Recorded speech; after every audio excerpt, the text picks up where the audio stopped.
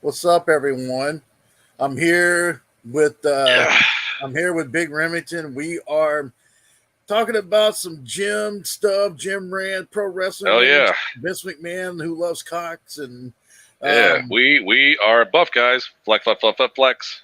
but I will tell you this though, for some of you people, I will say there's a lot of beefiness on here, so control yourselves. Make sure you got your drool bibs and your If you throw your panties on the stage, please make sure they're clean. I'm none of that nasty shit. yes. I mean, and for you guys, make sure you wear your brown pants. Yeah, don't 'Cause- be jealous. Don't be jealous. Call your mom. So we're gonna start off here with the gym thing because I know me and you, we both go to Planet Fitness. I know you go to another gym as well, but Planet badass. so here's the thing about Planet Fitness, and I've seen YouTube videos about them, and I know you've seen some. Um, you can't really express yourself when you're working out there because obviously there's a thing called the lunk alarm. Which was only went off like a couple times at mine, and I swear that shit gets you off guard. That shit sounds like a loud siren when there's a nuke about to drop. Yeah. I mean, just out of nowhere. What the fuck? Yo, that's like the old alarm that the Ghostbusters car had before they got the one in the Ecto. The fuck? I was, like it's happened to me one time, and I thought, what the hell's going to happen? Scott Steiner's going to come here and teach me mathematics or something. Oh, God. Get your ass out of Planet Fitness, motherfucker. You're being a lunk. Scott, you're kind of the same. Can't really judge me. But what are some of the what are some of the things at the gym that bothers you, Rim? Like what Talking too much, sitting on equipment, texting for a fucking year and a half, not using it. People wanting to, if you're on something and people want to get on it too, but they want to stand behind you and stare the whole fucking damn time. And I guess they think that makes you get off the shit. No, I'm just going to keep doing my shit and going more. And then what even more gets on my nerves is when you finally get off it and they use it. I've seen this done where they do one set and they leave. You waited that whole time staring at me to get off that thing to do one set when you could have I could have just let you do it while I standed there and then you just left. All you had to do was say, hey man, I just need one set. All right, jump in. People do shit that aggravates the fuck out of me. Or, a creepy dude's walking around there just constantly staring. Oh, I mean, I could go all damn day with this shit. Motherfuckers walking around the locker room, butt ass fucking damn naked, blow drying their balls and shit, just standing there having a full blown conversation, butt cheeks out, little dick and balls out. blow drying their balls? Let me ask you. I've seen that shit, man. And I'll tell you what, guys, if I had a little Vienna sausage between my legs, I wouldn't want to show it off and walk around. I mean, let me ask you guys who do that at the gym. What do you think the blow dryer is going to do to your balls? You think it's going to enhance it? I don't know. I guess they think when they hear the word blow, it blows. I'm like, no, not that kind of blow. No, because that blow would hurt. I don't know. I've seen a guy rant about it one time, but I didn't know it was true. And I didn't look over. I just had a feeling he was doing it because he was naked and he was just walking around. And I've never seen a guy like during the daytime, especially during busy hour, just in his 40s, walking around the locker room just completely naked. Just everybody walking in. Like, I've never seen it during that time. I'm thinking maybe late. No. Early time. I'm like, dude, we got the high schoolers that come in here. I know that. Oh, I know. I see it, but still, there's dudes that walk in there with their kids, man. A 10-year-old kid. Like, I'd be pretty pissed off if my son looked over and there's a naked guy walking around my kid. Especially if you don't know that guy's a pedophile or anything like that. That's what I'm saying, man. It's fucking disgusting. Man, wear some drawers, man. Put some shit on. Wrap a fucking towel around that shit. And just nasty. I've never really experienced that yet at Planet Fitness, only because I think I'm afraid to go into their bathroom because I just don't want to. It catches me off guard because you don't expect motherfuckers to walk around right in front of you naked because I'll just sit there, changing my shoes or doing whatever I'm doing my bag, and I'll look up and there's a dude butt ass naked. I'm like, oh wow, that caught me off guard. Whoa. I remember one guy at Urban Active. Like, they used to have an Urban Active down the road from me. and I remember going in there once. This old gentleman in the '60s walked out butt ass naked, and he basically sat there and he was showing how well endowed he was, and he was like, and he basically came out and said, "I haven't been this happy since my wife left." Shit, that's when you look up at his dick going, good for you. Yeah, good for you, bro. Like, check this out. This is what made the Titanic sink. Oh, Jesus. The iceberg of icebergs. Yep. This is the reason why women ran away. Oh, God. He's the reason why the females have turned gay. Like, wait a minute. Are you the one they based that movie off of, Boogie Nights with Dirk Diggler, the big dick? Are you the one? Maybe he was the one that Mark Wahlberg wanted to play. I mean, yeah, usually when they see me, they confuse my penis for a jump rope. Oh, wow. I mean, that's the first time I've been in the bathroom a few times at Planet Fitness, and when I do, I pretty much, if I have to go to the bathroom, I go to the bathroom and I leave. I don't even look. I'll wash my hands and every damn thing. The normal thing you got to do when you walk out of a bathroom is just right. I got to go in the bathroom more times because, like when you're taking certain pre-workouts, they make you piss a lot, or you have to immediately, as soon as your body starts working out, a lot of times you got to take a shit. Yep. A lot of times. I regret even wanting to even sit on some of those damn toilets. It's just like, oh, man. And, another pet peeve in the bathroom. I hate when you motherfuckers go in there and you piss all over the seats. Oh. It's not just piss on the seats. I think I've seen someone where a guy shit next to the toilet. What the fuck? I have seen some shit. Literally. It's like the turd from the Black Lagoon. I'm saying, like, if you're an older gentleman, got problems with your balls, by all means, but you might want to, dude, clean it up when you walk out. Don't leave it. If I could pick up dog shit, if I could pick up something of mine, you can do yours too. Well, from what I hear, the women's bathroom is no better. I heard it's pretty bad. I did hear that's pretty bad. I'm like, well, I mean, I wasn't putting them past them. I'm not surprised if women got some nasty ass bathrooms too. Not to get away from gym talk here, but I will say the nastiest bathroom that I've probably been in is probably one of those local Walmart bathrooms. I refuse to take a shit there. Shit, you guess you could write a Goosebumps books on the Planet Fitness bathrooms. Brought to you by R.L. Stein, The Stall. Oh shit, this is gonna be a scary one. The same things happen to me too, Rem, when I be like on the cables and I'll be doing some cable exercises, and they see you doing like multiple different cable exercises because you can do a bunch of them for your chest and everything else. So they'll sit there and stand behind you, and and yes, I do have my headphones on, but you can at least just tap me and say, "Hey, can I use it for just a second?" I'll let you use it. Oh yeah, this it's almost going the staring thing, every damn thing. They want you to get off, or the cables will be full. You'll see some guy crossing their arms, just standing right there waiting. It's like, well, you can wait all day, homie. I'm getting my shit done. I mean, I'll tell them straight up, like, how many more sets you got? I'm like, quite a bit, man, because I just got on. Like, chill on that shit, man. Or have you ever seen the guy that goes in the cables or the machines and like they're using multiple machines? Yes, that pisses me off. Where they'll go and they'll do the bench press, and then they'll go over there to back to the dumbbells, and then back to the bench press, and then they'll go over to the cables, then back to the bench press again. Yeah, man. Especially during busy hour, man. You don't be using 3 or 4 fucking machines, man. That's not how it works. There's somebody that's got to get on that. You don't choose to use 3. That ain't how it works. Say it like this: if somebody's got to get on it, then go get on that. Fuck him.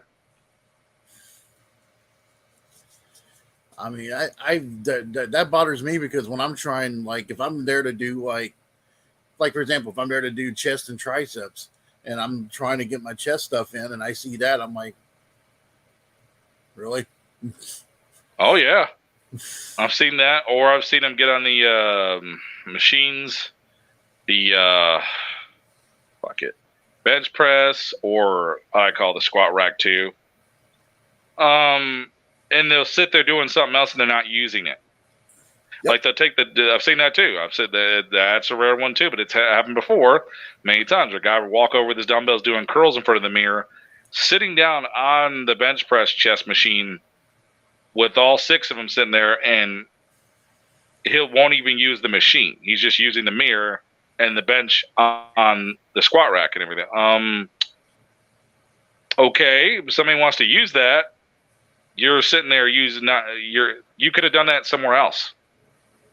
Absolutely, yeah. They do arrogant things, and they don't think about other people. They just think about themselves. Like if I call myself doing something like that, I'm gonna at least apologize because shit, I'm sorry, I didn't mean to do that. I've had to do it before, where you've seen women get pissed off and shit because at least the girls in there got more balls than the guys. At least they'll tell shit to your face if they don't like you. Shit, guys will just walk away and do little smirks and shit and laugh under their breath. You know, it's weird. I've seen women work out at Planet Fitness where they'll actually tap you and be like, hey there, are you going to be finished using that? I'll be like, yeah, just give me one more set and we're good. Yeah, they're nice about it at least. So, they'll ask me, how many more sets you got? Or like, are you on this? I'm like, no, I'm good. Guys they act weird about it. Like, oh God, what's this big guy going to do? Is he going to kill me? Dude, I'm fucking fine. Don't stereotype. I'm just ask. That's all you got to do. I almost wanted to kill this one guy because when I was in the jungle gym area, for some of y'all that don't know, Planet Fitness has a jungle gym area that has battle ropes and all. Oh yeah, the ropes and the ball with the little trampoline and shit. Yeah, well, I was over there doing some cable stuff over there because the cable part was taken. So I was like, well, what if I go to the to the monkey place and go over there and do that one, and then I'm over here finished the monkey. Yeah, whatever. So when I was over there doing that one, I was about to do my third set. So I took a break for a second, just walking, just to get a drink of water. I go down to get the water, and I look up, and some motherfucker's already working on the other side. And I was like, dude, you saw me on there. Oh, when you leave it and someone takes it? Yeah, well, I mean, I wasn't that far away from it. I was just getting a drink of water from. That's happened to me many times, remember? I went to the water fountain, and come on now. I mean, you blatantly obviously saw me there, and then they start taking your shit off or going on your shit, and it's like, dude, I'm on that. Yep. Damn, I mean, I can't go away and get a water. I mean, what happens if I go take a piss? But 5 guys gonna take that shit? And one of my biggest pet peeves, and I hate this from a passion, is when they have a group with them, and they're all hanging out over there in the bench press. They're gonna have their gym bags laying everywhere. And yep, there's a group of them, and 5 or 6 of them talk. I'm like, well, their last set should be around maybe in another 10 hours after they're done talking, doing their shitty, half reps, and go to the next machine, do the same shit. And for those of you men out there that do work out, it does. And if for you to have really good upper bodies, but you have fucking bird legs, hey, it's fucking weird, but yeah. Whatever. I mean, that's what you want to look like. I mean, I think it looks funny. There's nothing wrong with a little bit of leg press and squats there, buds. Oh, see, well, you'll see them do it sometimes, and they'll say, well, I do leg day. Well, no, there's a difference. You do some leg day, but you put more effort into your upper. Like when you come here doing biceps or your chest or your back, you guys are in here all damn day hitting everything. But when it comes to legs, you guys hit couple squats, a leg press, and one little leg machine. That's it. But you're not putting that thought process into it. You're just fucking around talking and laughing. And and then they have this thing going on at Planet Fitness. So some of y'all may not know they have this thing with the teenagers get in for free, and I think everyone knows. Everyone does. Yeah, and it's been reported. Even I wrote to our local one here, and they're like, well, you have to talk to the district manager, and I'm like, I don't want to talk. Oh yeah, I mean, I don't know if I'm the only one who did this, but I looked up I went to go see the reviews. I googled up Planet Fitness in my area, and I looked up all the reviews, and everyone's pissed off about this summer pass shit. Everyone's fucking just completely pissed off about it. I mean, writing things about it, they are just mad as hell. Everybody's saying, there's people that wanted to get a membership. They said, I'm not doing it until it's done. I don't blame you. I don't blame you for joining until after it's done. And people canceling their memberships. So kids are in there fucking around. They're leaving weights around. They're talking on machine. They're talking.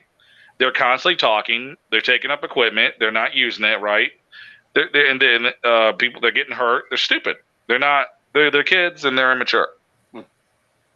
I think I mean, like, you could still do this if you're Planet Fitness. You can still do this, but have a set time for them. That would be so much smarter. Like, not where they come in any single damn time. Like, give them a certain time to come in. And I've told a couple of my buddies about that there. They said, yeah, man, that'd be great because this is annoying the fuck out of me. I said, that would be stupid if they did this again next year. That would be dumb because you actually lost more money doing that. Well, they're talking about doing it again next year, but hopefully. Wow. But I mean, and that's what Mel ran up. She told me about that. I was like, I don't know if I want to go through that again.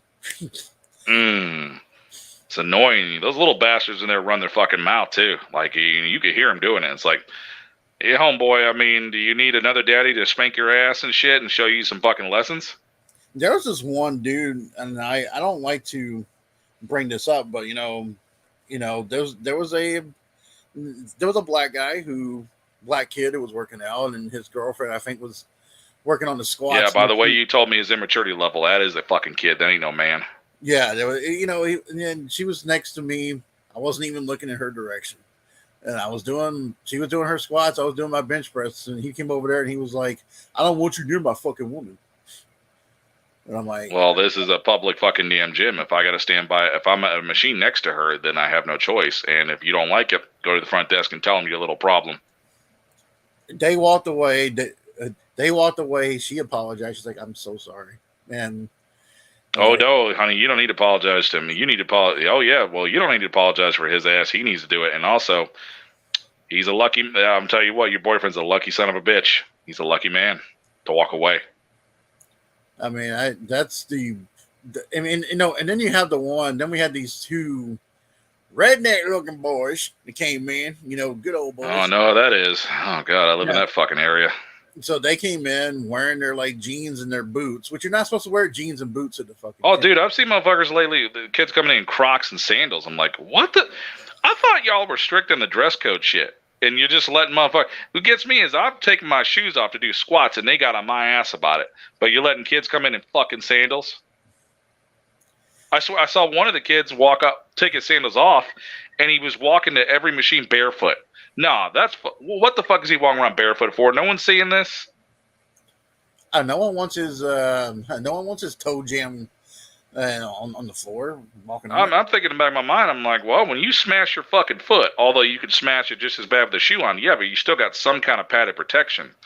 Yeah, have fun with that. I mean, you're an idiot. I don't give a fuck who watches this video and you get mad. Suck my dick. You're a fucking idiot for wearing sandals or barefoot at the gym. You're an idiot. And I know some people will say, well, Ronnie Coleman used to do some fucking squats bare feet. Whatever. But Ronnie Coleman's a pro and he knows what the fuck he's doing. There's a big difference. Yeah, Ronnie Coleman's also he's one of the best bodybuilders in the world. So, I mean, the man knows what he's doing. So, I mean, if you know what you're doing, it's one thing. Mm-hmm.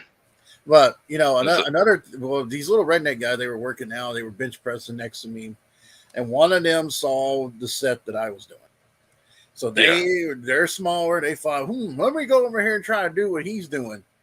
I had to get up from mine and get the bar off his neck. Because there's been a couple times I've seen some kids go, dude, should I go over there and help him? Because just period, people like, because I feel like they all have egos, and when you challenge their ego, they get pissy about it. Oh man, this kid was so pissed at me for helping him. He was like, I got it. I don't need your help. I'm like, you know what I told him? Okay, you little ungrateful bastard. Next time it comes out down on you and you lose your head, have fun. Hey, you know what I told him? I said, hey, next time that you're choking and your larynx pops out and you can't speak anymore, don't blame me. Hey, I didn't need your help. Yeah, that totally looked like you didn't need my help. You had that one. I've gotten to the point, man. I've gotten to the point, man, where I don't even help people now. There, I'm like, oh no, I got past that point. I really did. Unless like I have a kid come up to me now and just say, "Hey, is my form right?" I had one last night do that. I was in shock. I was like, "Wow, somebody actually asking for their form correct." Yeah. And I was like, "Yeah, your form's fine. You bend over a little bit, do this, He was actually nice. I was like, finally, and it's sad to say, a good young man, and know you're that old already.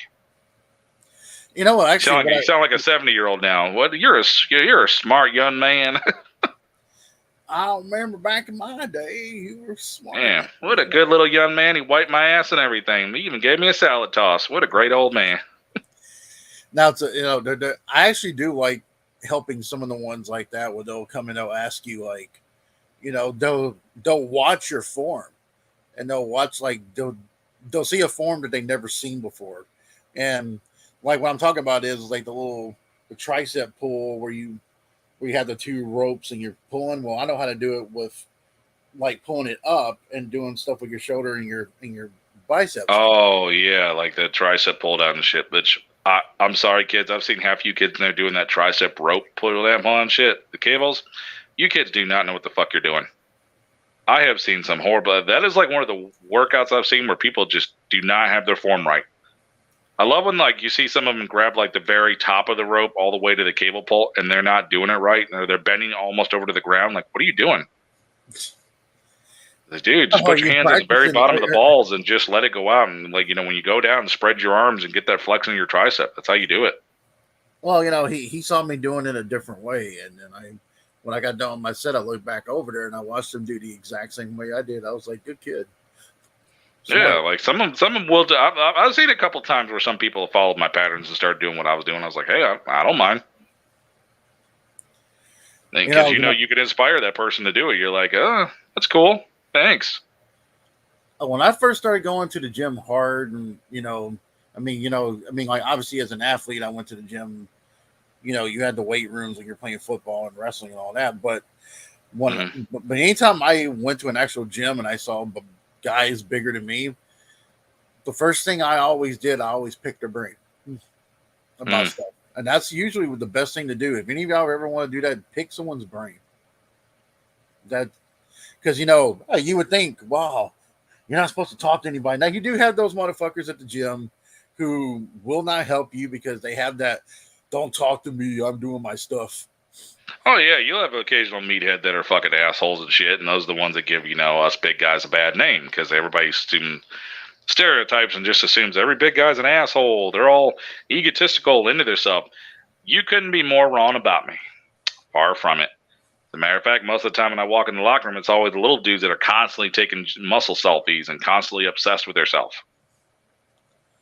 And they're always constantly being assholes and running their fucking mouth. It's like, I know what you're talking about. Yeah, there are those assholes that are big and are just dicks, that will even wear a shirt that say, don't talk to me.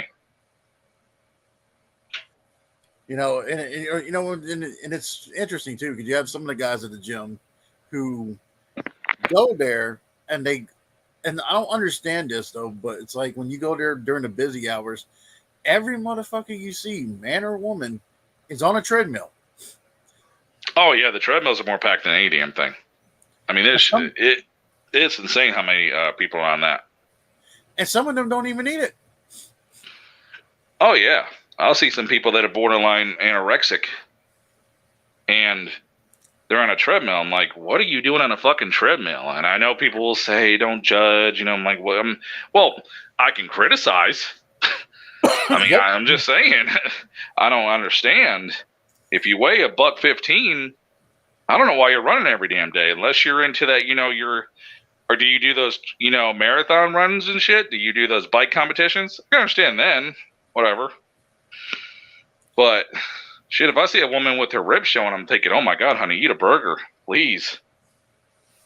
I never understood that. Now, big dudes, I can understand trying to lose weight. Yeah, I mean, I'll still do cardio there because I'm trying to get rid of the pandemic stuff. But at the same time, though, I always tell everybody's always thinking that the cardio is the one that will make you lose the weight. Actually, not true, people. Cardio helps you burn the fat, but if you really want to, I get more like, I burn more calories and I look better when I actually am hitting the iron than I do with the whole getting on the treadmill. I don't do the treadmill, but I do love the Stairmaster. That shit kills me. Especially on leg day. Yeah, because I'm trying to lose some weight right now. Trying to, because sometimes when you get older, guys, out there, you don't want to be as heavy anymore. Nope. You really don't want to. It's just, it starts taking its effect on you. Wake up in the morning, walking down the stairs and shit. You know, like even when you wake up and shit, when you're a bigger dude, your body's so fucking stiff when you wake up. You're not moving around, getting the blood going. Oh my God, you feel like every part of you is 80 years old. Yep, that's exactly how it is for me. So Mel jokes, and she's like, "All right," she's like, "All right, old man, let's get going." I'm like, old man, my ass. Like you put my weight on, and see how it feels. Shit. Oh God. Especially if you got to wake up early in the morning and the first thing you do without eating anything, without drinking anything, you just have to rush and you have to go do some kind of labor job in your yard or something, and you haven't ate nothing yet, and you just got out of bed. You literally feel like you're dying. Like I've had to wake up early in the morning, 80-degree heat, and just go jack a tire up on a car because I saw a flat on my car and be like, well, let me go ahead and do this. And I swear, you just bend over a little bit, jack the car, and you're just, fuck, dude. I've gotten to the point, man, now where I'm 40, where I used to do that, but now what I'll do now is I'll refuse to do anything or go anywhere until I get something to eat first.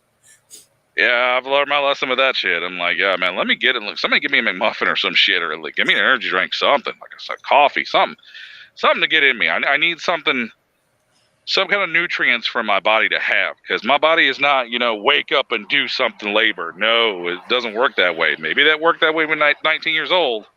Not now. Before the pandemic, I ended up getting really big. I'm talking about I had the Brock Lesnar no neck, and the shoulders were up there. And roids. Yeah, the roids. Yeah. Juice. HGH. Yeah. So I when the gyms were all shut down, I started losing all that. Then I started to realize, wow, my body actually feels better. I was like, yeah, okay, so I'm not as hurting now as I was. And now because back then it was so bad, because I followed the Arnold Encyclopedia, and if any of y'all have never seen the Arnold Encyclopedia, let me clarify. That thing does work. It is like the Bible of everything you want to do at a gym. It is. And I know some people could say, well, because your body's not able to hold a certain weight of your frame, it's not really that healthy. Like people look at me and they think, don't you feel unhealthy or out of breath? I'm like, no. When I'm awake, when I wake up, yeah, but once I start moving, I feel fine. It's like those are what, like, when you see that, like, because you people are so used to seeing these steroid up bodybuilders are out of breath and everything. Yeah, that's because they're on all kinds of shit. That's another reason I would never take that shit, because it like makes you gas. It makes you like enlarges your organs and shit. It makes you feel like shit. Why would I want to take a drug that does that? Fuck that. Yeah, it's getting to so basically now when we went back to the gym earlier in the year, I was like, I'm going to switch this around now. And it's, there is a thing people call muscle memory, and there's also a thing where you can confuse your muscles. And what I mean by that is one day you. But not for you little dudes out there that just started going to the gym and then you took a month break off and you wonder why you're not gaining anything. We didn't have anything to begin with. Shit. Yeah, so I mean, like if you there's a thing where I'm now doing where I'll go light on certain things and I'll go heavy on certain things. So now it's kind of that's the way to do it. And that routine is working now, so I'm not as hurting. But dude, before the pandemic, and I was walking around like Brock Lesnar with no neck. When we would go walk into the store, I would be wanting to sit down about 10 or 5 minutes afterwards because my back was so stiff. I had so much mass on me, like so much. I'm like, dude, I can't do this anymore. See, I can walk around quite a bit. Like the only thing that bothers me, this is why, like, okay, to all big guys out there, don't wear flat-footed shoes, like skateboard shoes, when you're walking around every damn where, because your feet feel like they're on the concrete bare, and it hurts. Yes. You need shoes that definitely have some Dr. Scholl's in them and some gym shoes to walk around in, because I have to walk in really good padded shoes, because that is the only thing that sucks about walking everywhere, and I'm wearing like my Converses and shit. Oh my God, my fucking feet. Ugh. hurts. The one thing that helps me, that holds my weight up, is wearing combat boots. And those combat boots. Those damn things got plenty of fucking arc and like cush to that. Yeah, so I'm able to walk better, and I'm like, damn, I can actually stand more, and I can do this. And I mean, I still like wearing my my gym shoes, but then when it gets to a point where your gym shoes start feeling flat, and then everything hurts. The concrete hurts. Yeah, because I get something that lasts a while. For some reason, like my favorite gym shoes has always been like New Balance. I've always loved New Balance. Me too. Yeah. Mm-hmm. And like I know people were like, oh, I like Nike. I'm like, Nike. I'm picky sometimes with Nike because they don't make a lot of the style I like. They make a lot of, because I'm like flat-footed, I'm wide-footed, and they don't have a lot of wide-footed shoes from what I was seeing. And every time I look for my size, they're always out of fucking stock. I preach it, man. I'm a wide foot guy too, and I have I actually have a high arc of my foot, and so for me, when I get like shoes and I see one, if it feels like, now my left foot's a little bigger than my right, so sometimes I'm sitting there thinking, man, can I just put like a size 12 on my left and this on my right? Hey, wouldn't that be nice and shit? I was like, oh my god, I wish I could fit into a 12. That'd be nice, but nope. Stay at a 13.5. Yeah. So man, it's the biggest problem. And for some of you that don't understand about what it's like to be big now, some of us are like, oh, well, now I don't know if this happens to you, Ram, but they get confused thinking, oh, you're a big guy. Do you have a little bit of fat on you? I'm like, So well, our bodies naturally have fat on them. We just do. It's just natural. Yep. You're going to have fat. Unless you're one of these guys that are so fucking cut, you could literally stick a spoon on their fucking skin and it just bends. Like those kind of like ripped guys that have the lowest body fat in the world. But again, that's very dangerous to have extreme low body fat like that and be that cut. Very dangerous. It's just like, well, yeah, I'm bulky. Of course I got some fat under me. I love when those motherfuckers sit there and say, well, you're not ripped. No shit, Sherlock. I never said I was. Fuck. Yeah. Fuck. Like, you just figured that out? I'm like, no shit. I still got a little bit of a belly on me and shit. It's hard to get rid of when you're heavier. It really is. It's definitely that's the first thing people want to be assholes about. Like, you do a gym video and the first thing, you're going to get that comment. You're going to get that comment if you show yourself working out or doing anything. And there's always that one asshole or a couple assholes that want to say, well, you're not really that cut. Or they'll do this. Or they'll do this. This happened to me.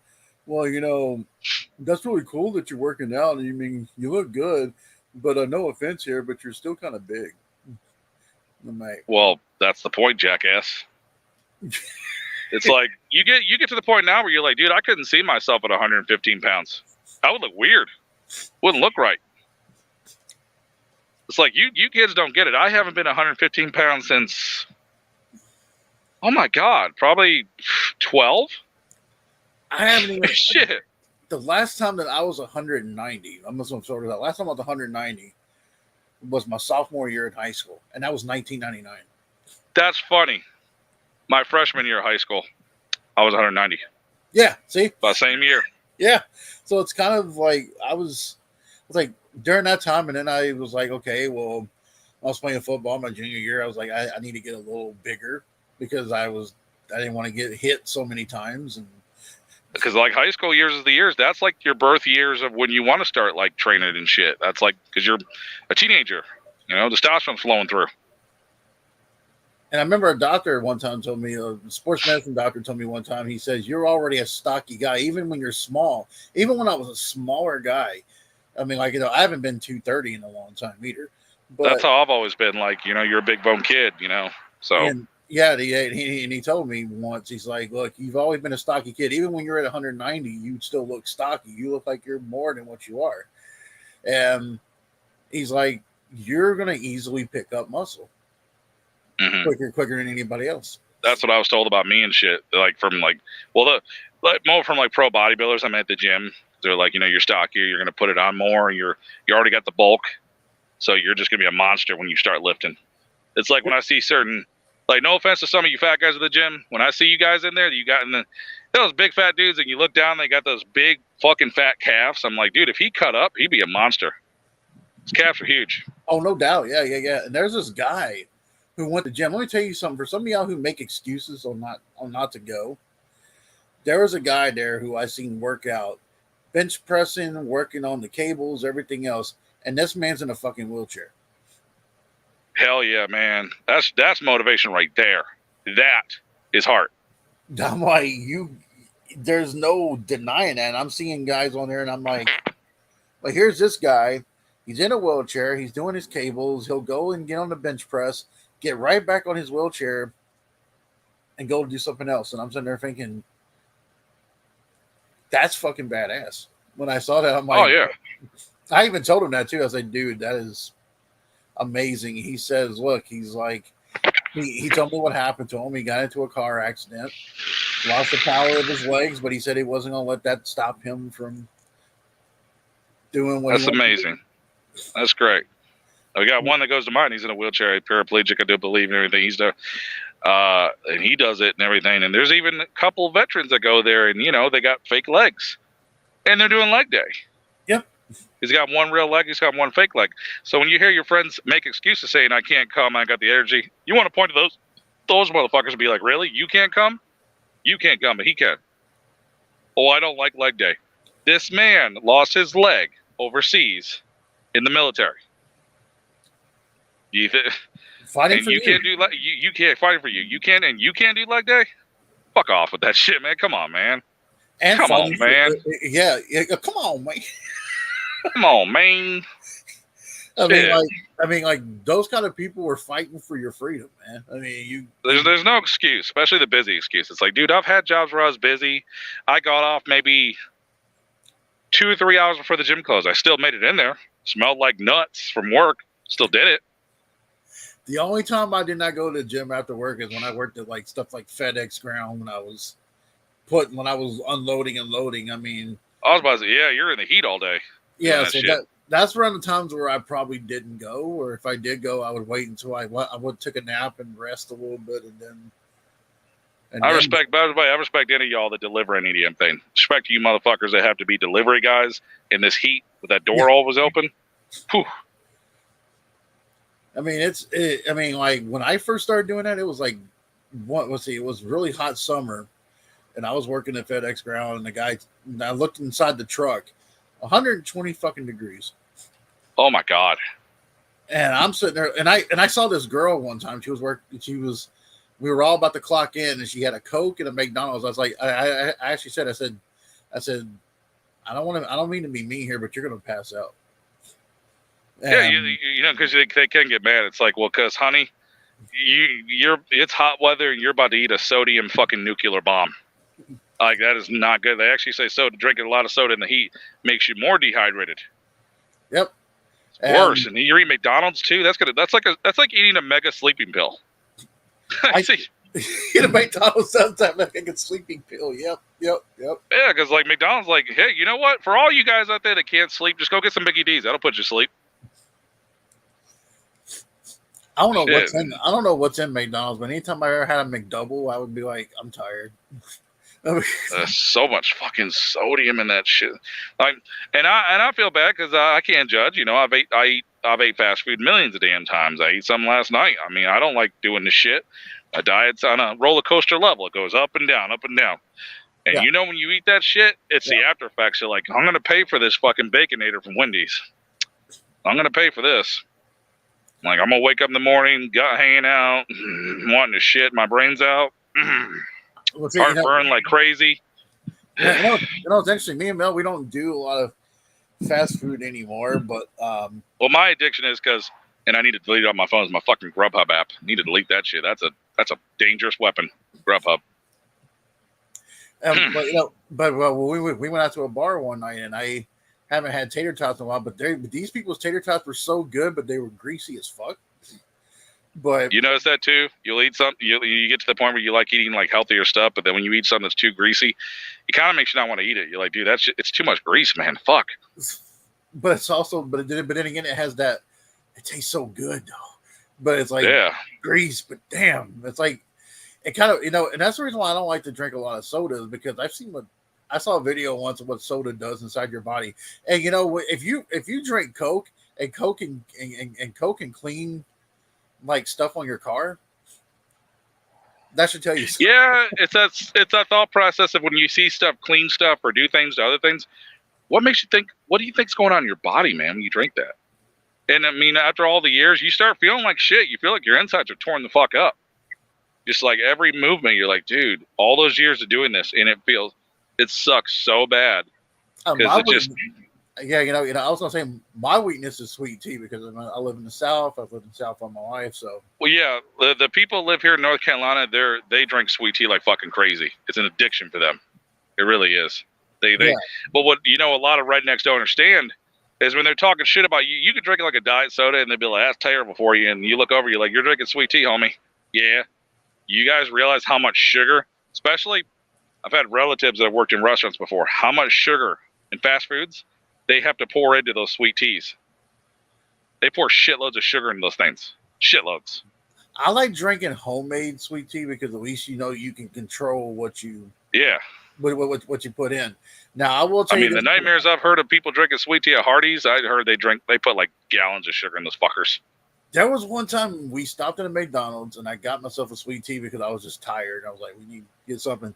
Man, that thing was so sweet, man. That thing was so sweet. My teeth were like, help. Shit, me being a fucking juggalo, I got to cut back in the Fagos. That's my only issue. Fagos. It's like I drink so much sometimes, and that's the problem. It's like a drug addicted person. Yep. If you're trying to get rid of junk food, but all you keep putting around me is junk food, well, what the fuck do you think I'm going to do when I wake up and see it next to me? Well, how you doing? I feel bad for the people that get criticized for smoking cigarettes. Now, we all know smoking is bad for you, but at the same time, caffeine's an addiction too. So it is. So you can't it really fucking is. You can't really just sit there and be like all in somebody's ass about smoking. I'm not going to lie, though. There are days, man, where have you ever had days where you actually look at soda and get disgusted? You're like, I don't want that shit, dude. It makes you feel like shit right now. It's too much. You've just had too many. You're like, give me a water, man. Because there's just times where I just want a fresh, cold water. Because I've had times where I drink so much soda and I'm like, ugh, I can't, man. Ugh. When we go to a restaurant now, like that's what me and Mel will just order is water. Because then all of a sudden I'll have like. She's like, you want a refill? Sure. You want a refill? Sure. Well, shit. How much they charge for just a soda at certain restaurants is ridiculous. Yeah. So I'm like, wait a minute. I just paid for this meal, but you charged me $4.50 for a Mountain Dew. Really? I could have bought a 2-liter for $1. Yeah, when you think of shit like that. Also, too, I'm gonna let everybody know this biggest thing too, and I know Rem deals with it. I've dealt with it before when I had my old channel. People automatically, when they see your picture, they automatically think that you're doing the roids. Oh, well, it's an insecure thing with their level. They think they're stupid. They've never been to a gym. I've been to a gym. No, motherfucker, you walk past a gym. There's a difference. Now, You've never been there. Now, when I was 16, I bought this thing at GNC. Well, actually, my brother bought this thing at GNC. He was naive at the time. He didn't realize that it had a little bit of human growth in there. I took that thing the first time, and I was angry as a motherfucker. And, yeah, GNC's always been kind of like flaky on their shit. Like, you got to watch for GNC because, man, some of their shit could have shit in it. So that's why I've ever since someone tells me about someone tells me about muscle thing, I will listen to someone like you or my buddy Walker, who I know is who's a personal trainer, and they'll tell you, hey, take this one. So at least okay. They're taking. Well, that's also another good thing about the internet when it comes to YouTube. I will thank YouTube for one thing. Thank you for videos, because when you want to buy something that's supplement related, you can just look up the reviews on YouTube and see what people say about the reviews. And there you go. That's how I started getting when I started weightlifting. That's how I started getting in, smarter about it. I'm like, before I buy it, let me review this shit. Let me see what's in it. Hey, and here's something I would tell anybody else too, and that's I don't even try. I know some people have tried the keto diet. I'm not that kind of person. I do like keto. I'm not gonna lie. I do like some keto things. I do like. There's some things that Mel's sister, when she was in town, she made some keto stuff, and I was like, "That's." I've tried keto meals before. I don't know if anybody's ever heard of this company. It's a company called Clean Eats. And it's like one of those companies where they make those bodybuilding meals that are already prepared, and you can get them at local stores and shit. They're already prepared, and you pay for them. that is something that I told Melvin when we get our new place, that I would love to do something where meals are already prepared. You know, I ain't gonna lie, man. If I was one of those millionaires and shit, I would order those already prepared meals boxes. Oh, yep, yeah. yep, Fuck yeah, I would. yep. I get those ones that Edge orders in the mail and shit.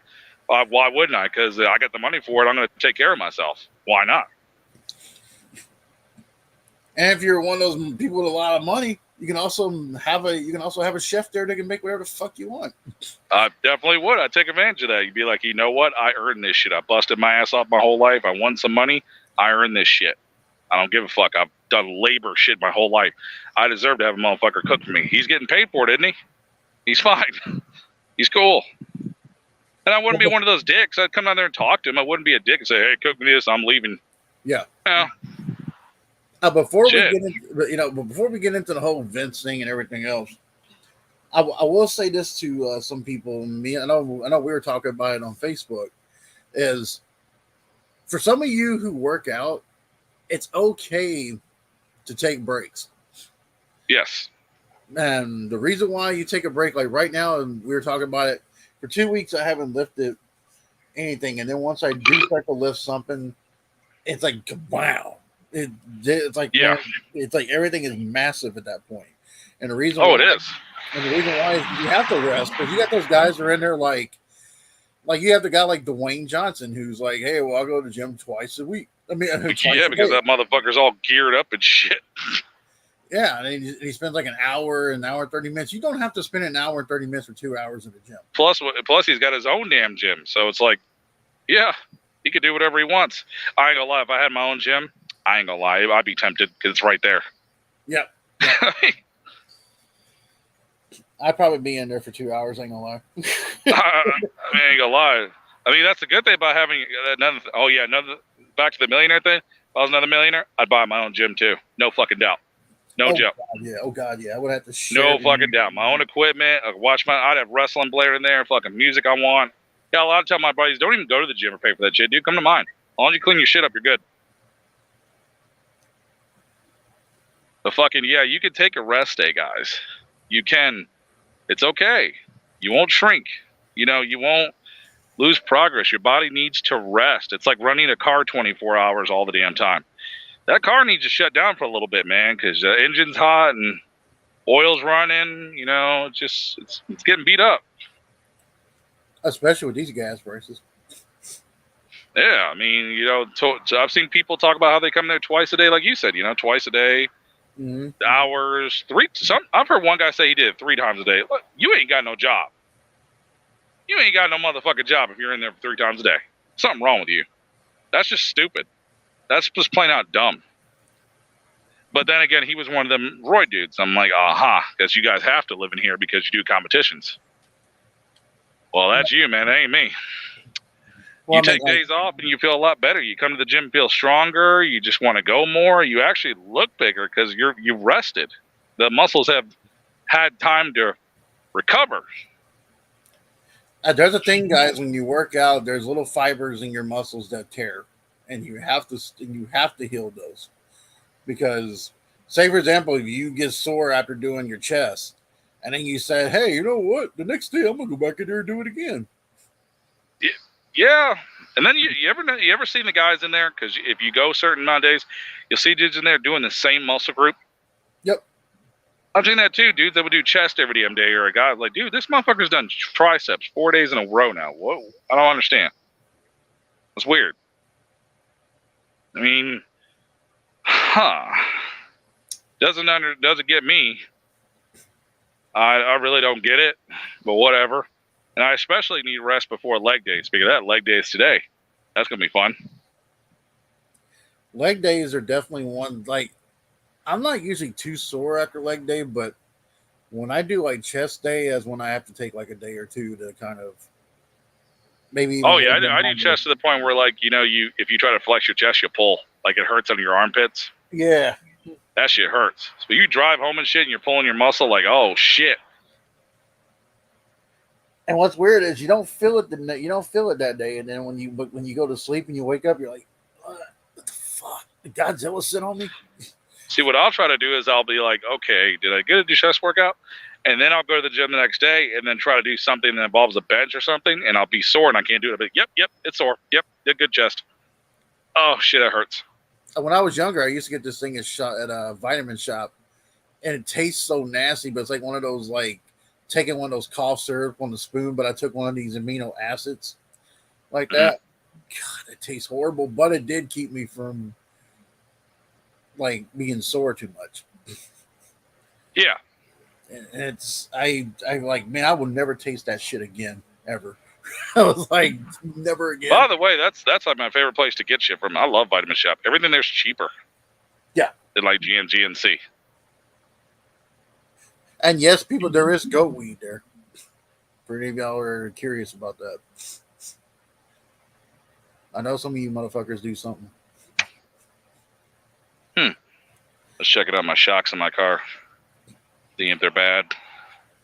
But I was like looking up a review about that shit, and they were like, "Well, if you bounce your car and it bounces more than once, it's usually a sign your shocks are bad." But you know, Rim's got the title. Rim's got the title on his name here. Vince loves the cocks. But yeah. In this day and age, it's loves the lawsuits. Now, we all learned some stuff with the whole Johnny Depp Amber Heard thing. I know some of y'all are going to be like, "Oh my God, Kev, you're taking up for Vince McMahon." Well, here's the reason why. Number one, we've seen Vince McMahon for years. Are you that surprised?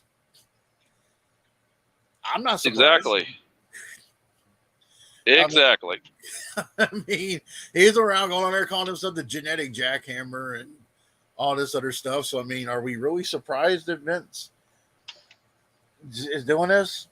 No. And this is what happens when you take your company public, too. Exactly. Now, somebody asked me the other day, I forgot who it was, but they asked me, they're like, "Hey, there was a WWE talent in 2005 that got paid money to give, you know, blowjobs to Vince, but when he wanted more, she said no, and then she got released." And I was trying to look at the names of the women that got released in 2005. One of them was Christy Hemme, one of them was Molly Holly, and I think there was another girl. So I'm sitting there trying to think, which one of you was the one? Don't mind you viewers out there that heard me going on a breath. I'm pushing my car down to check the shocks. But yeah. Of course, it's all coming out now. But again, like you said, are you people really shocked at this? Don't be that damn stupid naive. Come on. You knew Biggie Mac was getting his Mac Daddy on backstage, getting his dick sucked and paying some hush money. Come on, man. If it wasn't going to be from one of them, it might have been from Pat Patterson. You never know. I mean, that's all of us wrestling fans watching that show growing up. We were not that stupid. Even as teenagers, we were like, "He's fucking her." Come on now. You got all that hot ass walking around you. Like, no offense to Linda, honey. No offense. Every woman's beautiful in their own little way. But when you got hot, young model women walking around, him the way he is, it's common sense. He's gonna try to fuck. It's like when you're your wife and you're dating a rock star and he's on the road. Honey, if you think he's not trying to get his dick sucked by a groupie, temptations. It's all the temptations. But I will say this. Matter of fact, some of y'all got wives out there that are probably like, if that motherfucker becomes a wrestler, I'm going to every damn match with him because he ain't having a woman on his ass. I'll fuck that bitch up. I swear to God, I'll follow that motherfucker to the bathroom. Yeah, I mean, there's some women there's some wives that did that. I forgot whose wife. You know, if I was married, dude, and I had a bomb ass wife, I wouldn't mind her coming with me to certain shows. Wouldn't bother me. I would have had Mel with me the whole damn time. Yeah, I mean, yeah. You want to come with me, babe? Sure. It's not a big fucking deal. But then again, though, people are like, "Oh my God, it's like there's temptation everywhere." Actually, no. Here's the thing. If you're a wrestler, and this is how I would be, if some of the guys are like, "Hey, kid, let's go out to the bar," I'd be like, "Nah, guys, I'm gonna go hit the gym, and then when I come back, I'm gonna take a shower, and I'm probably gonna play some PlayStation."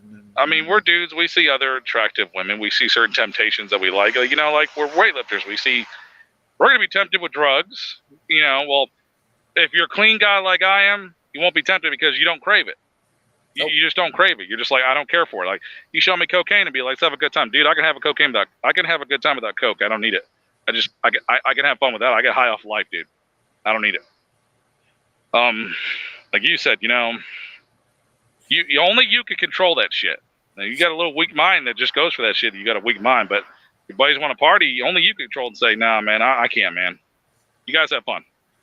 And when they came out with the report that Vince and Linda had lived together for years, I was like, I'm not surprised. It's like, yeah, I mean, people watching at home going, I knew it. I fucking knew it. I called it. Yeah, his dick's up like Candace Michelle. I called it. But then again, though, this is the same dude. This is the same guy who tried to write a storyline when Stephanie and Triple H had their first kid. He wanted to do a storyline that he had an incest impregnation with Stephanie. So this is the same fucking dude who had that mindset for live television. I'm sorry, if he has that mindset for live television, then obviously he's got some crazy mindset. Exactly, he does. But then again, though, some people are like, I can't believe he went on the show and still walked around on SmackDown and Raw like nothing's going on. I'm sitting there thinking, let me ask you people this question. Even though it's reports and it's alleged, and we probably do believe he did it. I'm pretty sure he did. But shouldn't people be proven innocent before guilty? They should. I mean, so like, did someone come out and actually admit that they got paid hush money? Because I saw it I was shocked. I thought it was a rumor at first because there's always these rumors about Vince and girls, and I saw it on the news, and I'm like, oh shit, this is real. Well, I mean, like the first one said that it was just a consensual thing and they weren't in trouble. It was just the fact that he paid money and the board of directors and stock people were like, hey, no. And I'm sitting there thinking, well, even though you're stock and your board members, he still owns the fucking company. So that's between him and that girl. But it came out again that he paid some girl who got released, some WWE talent, they won't say the name, and obviously she won't release her name, said that Vince used to pay her more money by giving him blowjobs. And when he wanted more, she said no. And then she was released that year. So I try to figure out the names. Like I said, I try to figure out the names of the girls that were released in 2005. One of them was Molly Holly. One was Christy Hemme. Now, I know this is maybe sound like I'm backwards on this, but does anybody know if Vince and Linda are still married? Have they been divorced? They are still technically legally married. They're just living in different. I was about to say, I'd have been divorced that motherfucker. I'd have been done that. Shit. Like Linda did. Like, because you never heard about Linda dude sucking some dick or some shit like that. I'm like, no, like, I'm sorry, but like Vince is like, I don't give a fuck if people like Vince. He's a pig. Motherfucker is. You can't deny that.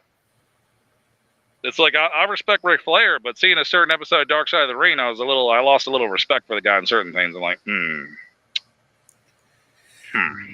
know, I mean, this is what I would say to anybody for wrestling fans out there. Is Vince going to get into any legal trouble? I don't know. I mean, but he'll find his way to pay out of it because he always does. Maybe not though. But if you really still think that he's going to give up WWE, that's like people think when they heard that thing about, oh look, if Vince stepped down, he's not going to be doing anything for WWE. Guys, he didn't just let go of the company and just give it to like Triple H or anything. No, he's still got some control. Like, I don't know where y'all get this shit from. Even though Stephanie McMahon is considered the chairwoman, the man still runs the shit behind the scenes. So you guys can say what you want about it, but no, when I was standing outside the WWE headquarters when I went there and shit, I should have shouted out loud to one of the windows. Where's that perv at? Where's Biggie Mac? Vince, where you at? I mean, if you think of some of those girls on there, I mean, I was trying to figure out one of the talents. I was like, who was it? It makes you think, because some guys are going to automatically go, it's got to be the sluttiest one back there. It's not always the sluttiest one. It's just because the girl's like half naked don't mean it's her. It could be the most innocent one. Really could. I mean, we did hear about Batista back there too. Slamming some ass. Lucky bastard. I know you told me you were like talking about Trish. Yeah. It's like Trish is my favorite, but even I can admit, I'm like, I don't know. You never know. She could have. I can't say she couldn't have. I mean, our favorite wrestlers could be guilty. You never know what the fuck goes on behind the scenes. We don't see this shit. We see biographies, we see things that go backstage, but you still are not seeing everything. No, you're not.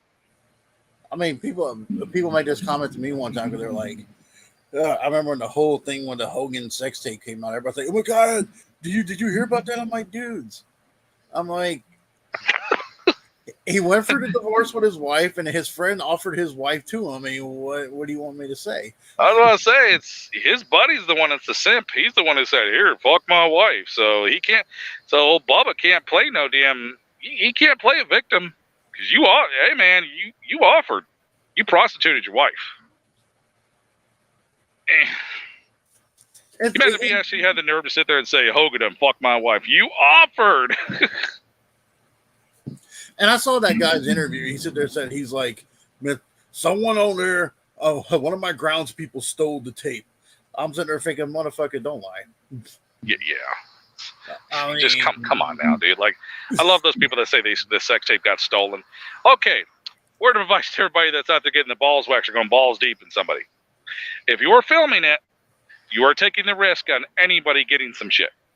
Or you taking it. Once you film your sex tape, you know what you're doing. You're filming it. You know what the fuck you're doing. I mean, when it's like he almost came up with the same story that happened to Pam and Tommy. I'm like, come on now. I mean, shit. I mean, I'm guilty for fucking filming myself with a couple exes and doing some sex tapes. I'm filming some shit, but that shit gets deleted like not even like an hour after I'm done. I don't keep that shit. That's the biggest thing with that was like, when that whole Hogan thing came out, because people know that I was a fan of Hogan, they're like, so what do you think of him now? I'm like, what, the fact that he got something while he was going through a divorce and his kids were it's like, look, I don't like Hogan for a lot of reasons, but that's just a sex tape, dude. He just fucked a chick. It's not like you caught Hogan out there fucking, trying to flirt with a teenager, or he was, oh god, there's Hogan shooting up heroin. That's different. Well, what'd you think about Hulkster's white butt cheeks? I don't want to see my favorite wrestler's ass. Okay, I really want to think about that.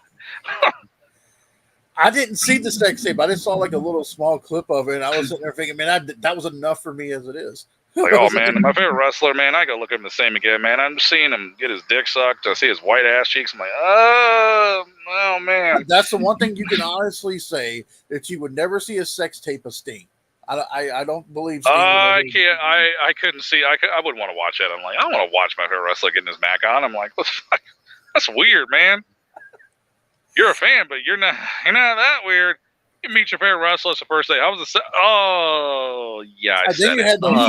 think you had those wrestling fans that are sitting there talking shit about Paige's sex tape. I'm like, motherfucker, you motherfuckers were the ones watching it. I'm pretty guilty for that. I slapped the beef on a couple occasions watching that. I ain't gonna lie, I slapped the Slim Jim. I did. Yeah, I can't help it, man. She's fucking hot. I couldn't help it, and that bitch can suck some dick. Damn. I'll tell you, Paige, if you could take the chrome off a trailer hitch, damn, I want to marry you. I mean, God. Whose house is it? Yours? Oh, shit. And because I remember when that happened and that came out, I remember here on YouTube, especially on the YWC, they were all like talking shit about Paige and calling her a slut and all that stuff. And I'm sitting there I mean, I didn't call her a slut for making the video. But I did say she was a hoe because she's with multiple dudes at the time. And it's like, yeah, she is a hoe. Yeah. I can't take that she is because, gosh, she's getting drilled from different fucking dudes in one damn tape. I'm like, Jesus, man. She like fuck half the damn locker room. Then again, guys, are you really surprised, WB Divas? I mean, a lot of times when you're back there, okay, as wrestlers working with a bunch of female wrestlers, the odds are that most of these female wrestlers and wrestlers have fucked or dated each other. It's just the odds because you work with each other, I mean, even I would think it was kind of weird if I was a wrestler and I had 4 ex-girlfriends walking backstage, always dating some of my friends. It would be a little weird. There was a old interview in 2005 with Cena on Howard Stern. Cena actually told Howard Stern that he's fucked big girls before. Well, hey, pussy's pussy. Like, Yeah. whatever. Like, why would somebody judge you because you fucked some fat chicks before? We all, you guys out there can lie your ass off and say, shit, all I fuck are 10s and 11s. Okay, pal. Okay, sure. Like, dude, put down your fucking ego. It's like, who cares? Nobody would give a rat's ass if you did fuck a big chick. Who cares? They got feelings too. Unless you're talking shit about somebody else's girl and you're with the Michelin man with the wig. Then you can talk some shit. Like, if somebody sucks shit about your girl, you look at his girlfriend, and that bitch looks like Stay Puft Marshmallow Man's cousin. Or looks like White Precious or some shit like that. Yeah, then you could talk some shit and say, well, I wouldn't be talking any shit, dude. When your bitch is walking around, you know, and every time that bitch is walking, I see that little thump on the water like Jurassic Park. Wouldn't talk. I remember the time the whole Xavier Woods thing came out. They were at WrestleMania, and the crowd kept chanting, "We want Paige" to Xavier, and Xavier was blushing. Hey, you know, him and Homeboy were the tag team partners. I'm seeing that tape, and who was it? Was it Brad? Wasn't that her boyfriend at the time? Brad Maddox. Yeah, Brad Maddox and him. They were tag teaming the bitch, and I'm looking at this tape and I'm thinking one damn thing. I don't give a fuck if somebody says, "Oh, that's gay for you, pay attention." It's not gay. No. I don't know how you can hold a camera up to your buddy's nutsack, drilling your woman, and still have a full-blown hard-on. That's yeah. I can't. Yeah. Oh yeah, look at my buddy's ass cheeks and his nuts. Oh, I got a full-blown chubby right now still. Not me. I don't want to film that shit. I never wanted to have a three-way with two dudes. I don't. Me and another dude and another girl. I'm good. I'm fucking good. I've had one with two girls, and that's it. I wouldn't want my nuts touching another dude. Yeah, man, you and your buddy's fucking lifesavers touch. Whoa, hey, I took the wrong turn at the overpass. Easy, big. Woo! No, I don't know, man. I'm kind of shaking right now. I feel kind of appalled. Ugh. Like, hey, man, don't cross the streams, dude. Fuck off. But here's the thing, though. A lot of people don't understand that most of these wrestlers, especially the female wrestlers, made their money by doing porn at first. As a matter of fact, Mickie James did that first. Which is, you can find her porn pictures. I kind of wish you could find her porn, though. But that's hard. That's hard to find. I don't think nobody can find that. I'm starting thinking you got to think about some of this. Like, some of these wrestlers have done things, they had to make money somehow before. Hey, you know what? Hey, to all you young motherfuckers out there, and you want to know what our fucking WWE Diva porn was? And when we were watching wrestling in the early 2000s, it was called the Playboy magazine. Yep. That was ours. Every time a WWE Diva make it a Playboy, who didn't want to run out and get that issue or look at it? Come on now. We all did. Tori Wilson came out. Oh, shit. I remember the one that came out, Tori and Sable, man. I picked that fucker up from the gas station as a fucking teen. I was like, yeah. I remember as a teen going to the FYE to meet Tori Wilson, and she signed like a poster and a DVD. And then, oh, shit, you met Tori? Yes. Oh, sick. But see, when I took a picture with her, they said I had to kneel next to her, like kind of do like a squat near her. But then she kind of leaned over. I was like, no, that's all the picture later. I was like, oh, shit. Because you're like tall. Well, yeah. Well, no, the fact that she leaned over and like her area was close to me, and I was like, well. Oh, like, well, hello. We meet again, young booty walker. But I mean, like, Tori wasn't necessarily my type or anything like that. But I was just like, yeah. And this one guy was right. And after I got my picture, right after I was leaving, he walked by and he was like, "That was awesome, dude." It was like, yeah, I mean, Shooter McGowan, yeah, Shooter. I mean, it's like, even though she's not your type, she is a beautiful woman. Like, I was a Trish man at that time, so I love Trish. I mean, my style's got to change a little bit because I don't know. It's just like it takes a certain woman to get to me. Tori was hot. Trish was my shit. Like, Paige, I like because I like fucking rocker chicks and gothic girls still. I think they're fucking beautiful. I don't know what it is. And Paige is gorgeous. I'm gonna fuck who you are. I mean, I'm not caring too much about some of her plastic surgery, but She's pretty. That's one of a million reasons why I marry Mel, because I like the rocker goth chicks. So and and that was Mel's favorite. Like Mel loved Paige. I mean, Paige looks a lot different now with all that makeup, all that work she's got done now. But I mean, I do hope that she can wrestle again. I really seriously hope that she gets a chance to wrestle again somewhere. Yeah, it's true. But I mean, that is true. Now here's something that I think you agree with me on the wrestling fans about. The one thing I am so sick to death, and I see it on TikTok. They got a TikTok crew now. It's called the TikTok Wrestling Fan Group. Something like, it's kind of like the IWC YWC, but I think it's called TWC. And and I'm sitting there thinking, man, these people go on there all the time and they talk about how they want change, how they want to see WWE push someone new. And when WWE does push someone new and they give you what you want, y'all are like, or if you want change, what are you doing about it to change that? What are you doing? On the internet bitching all damn day ain't gonna do nothing. You need to force that change. And when you get what you want, it's never enough now, is it? Even with I like AEW, and I'm not one of those guys that just blends in with the fans to just attack people and just to do whatever they do. No, because I'm a wrestling fan. I watch all wrestling. Doesn't matter if it's backyard wrestling. Doesn't matter if it's your mom in the parking lot fucking wrestling with your granny. It fucking doesn't matter. It's wrestling. Whatever. Yep. I don't care. And I hate when people always criticize, oh, this is what WB marks do. This is what AEW marks do. It's like, we are not. Okay. Just because there's a few bad apples in the group doesn't mean we're all like that. I really wish people would stop doing that. It's fucking so childish. It really is.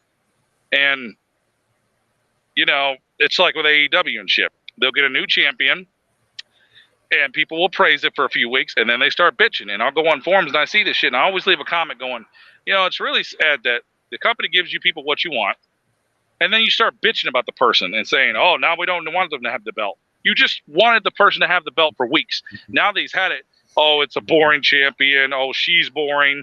Okay, the belt gets on the other person you want. Oh, yeah, I don't like her. It needs to go. What the fuck, man? Y'all are never happy with shit. It's like it's like in the Money in the Bank thing. I found out that, everybody has been wanting Liv Morgan to win, and she finally does. Finally wins the SmackDown Women's Championship. And what did they do on her first promo? They critiqued it, and they're like, well, I don't know if she's ready now. I'm like, you motherfuckers wanted it? You said you were. Well, that wasn't what you said 2 weeks ago. You were all about that shit. You were on the train game for that shit. It's like when they get on these title runs, it's like you people expect them to have these Ultimate Warrior title runs. Or fucking, something like Hogan in the NWO, having the belt and shit, or some Sting or Rock or some shit like that, or Undertaker. Right. So it's like you guys expect these huge, where they have to have a 5-star match every match with the belt. They have to have this. It doesn't always. Not every champion that gets the belt is going to defend it every fucking minute and have a 5-star match every second. Doesn't work that way all the damn time. Even our legends had matches where they were like, "Damn, that match sucked."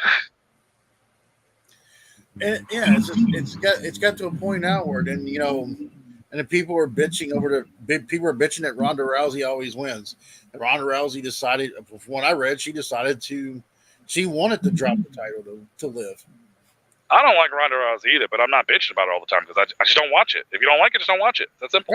Right. And everybody's like, "Oh my God, WWE's doing this," or as one of these guys, like one of the guys I talked to on here named Nate. Nate Deffin Great. He's on the FWE Fed with us and everything else.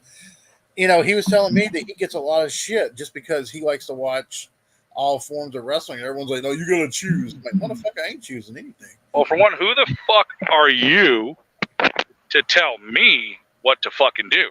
Who the fuck are you?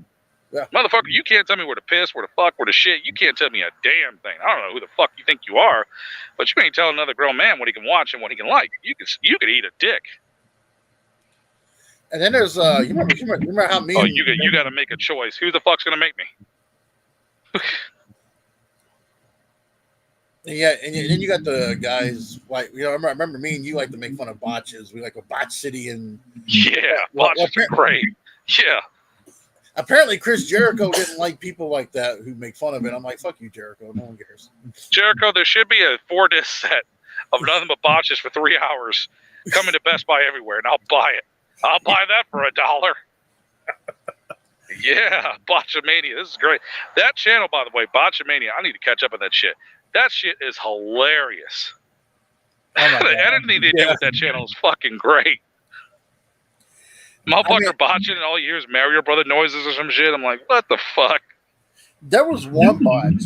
I think it was from Botchamania. There was one botch I saw. It was an indie wrestler guy who was on top of the post, and he was trying to do a moonsault. He doesn't even land it. Basically his head hits the fucking thing, and then.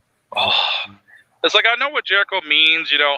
Oh, you guys are laughing at these guys getting hurt. No, we're not laughing at that. It's just certain things that you laugh. I don't laugh at the bad injuries, like when the ring buckle breaks and they fall to the ground, almost paralyze themselves. I go, oh my God, what happened? Well, you know, like a kick botch or somebody meant to like flip on somebody and they landed flat and they're still going like, wait a minute, was I supposed to take that hit? Like shit like that. It's funny. Somebody slips and they fall on their ass. It's funny. Like Jericho, I'm not laughing at guys almost paralyzing themselves. No, we're laughing at guys like Titus O'Neil who were coming down, sliding into fucking to outer space underneath the ring. Yeah, we're laughing. That was so funny. It was like not even real. It was like, did he meant to do that? Because that was just too. What the? I couldn't believe when I saw that shit when he went into the ring. I was like, wait a minute, that looks so fakishly real. What? You know it had to be funny. You know it had to be funny because if Taker doesn't really, from what I heard, Taker doesn't laugh backstage, and he was cracking the fuck up. He's got a fucking right to crack up too. That's the man. I want to talk about Taker because he sucks in the ring. Anyways. Oh yeah. You know, for all you do, they're saying he's too old. He shouldn't be out there. Let me tell you something. If I own WWE, I'm just throwing this out there. If me and Rim own WWE, and we got a call tomorrow, the Taker's like, "Hey, I'm ready to come back." I'm not going to tell him no. No, I'm not going to tell him no. I will get him. Okay, people. We're fucking obvious. We know he's 56. We know he's in bad shape. You know, we know he can't go like he used to. It's common sense. I'm not stupid, but you know, as long as you get him somebody good to work with, and you know what the match is about, it could be pretty good. It's more the nostalgia of the Undertaker. I mean, I don't care if he just comes out and delivers a choke slam, rolls his eyes in the back of his head, and says, "Rest in peace." I'm still gonna pop for it.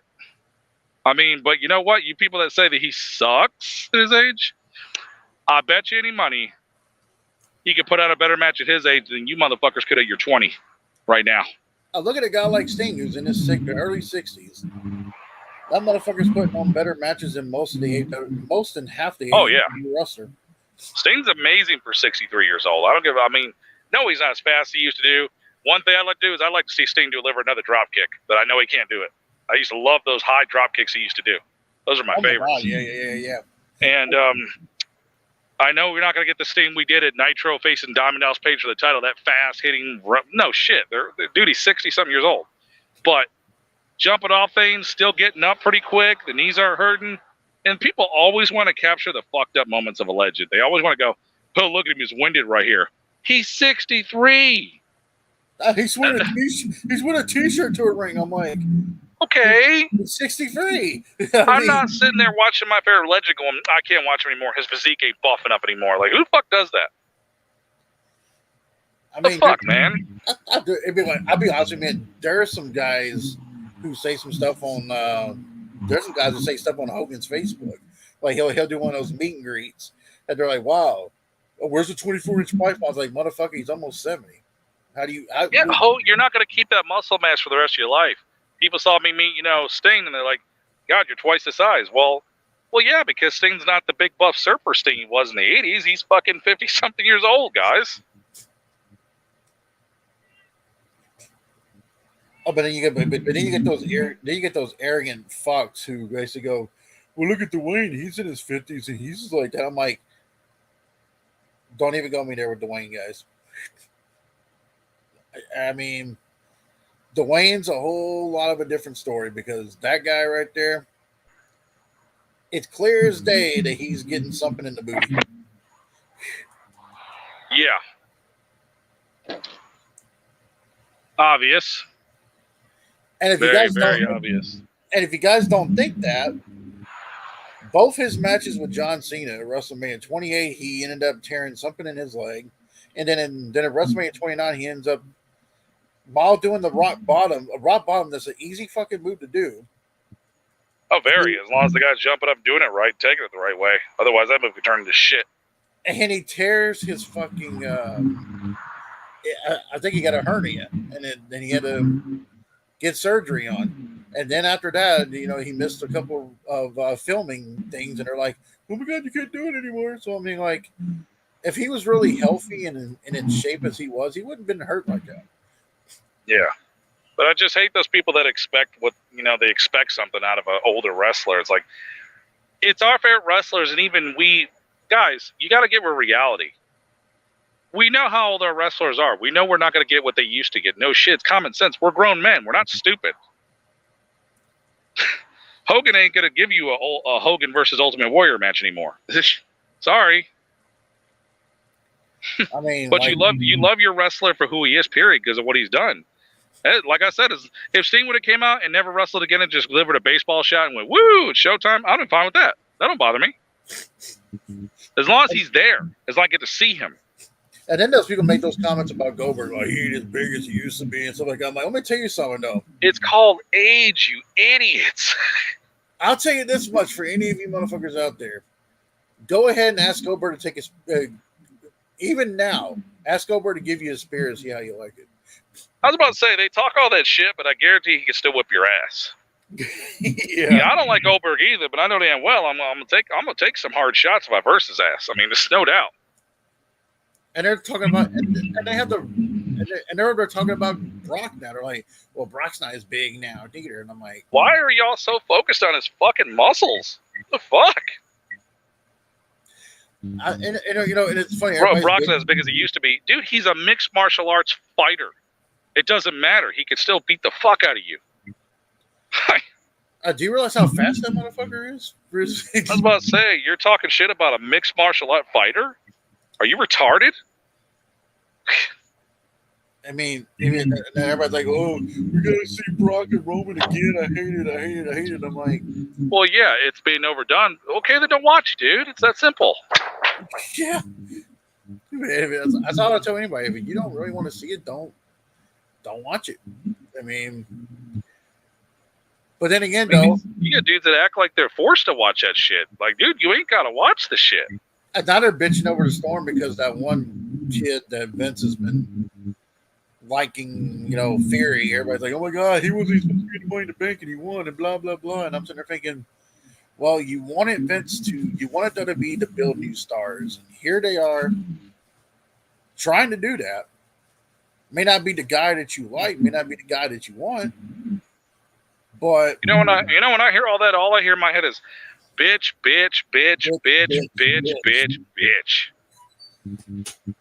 I know, man. I mean, I'm just kind of like, back in the day, though, we used to love the whole Monday Night Wars thing. We didn't give a fuck if Al Snow was WWE champion or not. We just loved the wrestling was so damn great back then. Fans were just, statue, but we hated our favorite wrestlers. We threw trash and we didn't like it, but we weren't constantly nitpicking about this shit. No, absolutely not. Motherfuckers now, they're like, dude, if somebody just has their hair on, I don't like his hair, I can't watch this match. Are you fucking with me?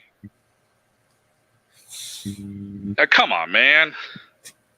Now, I can understand why fans get pissed about when Charlotte comes back and she wins the women's championship all the time. I can see why you people get pissed about it, but what you guys don't seem to understand in the business is that's a thing called nuclear heat. As long as she's getting some kind of response, they're going to keep doing it.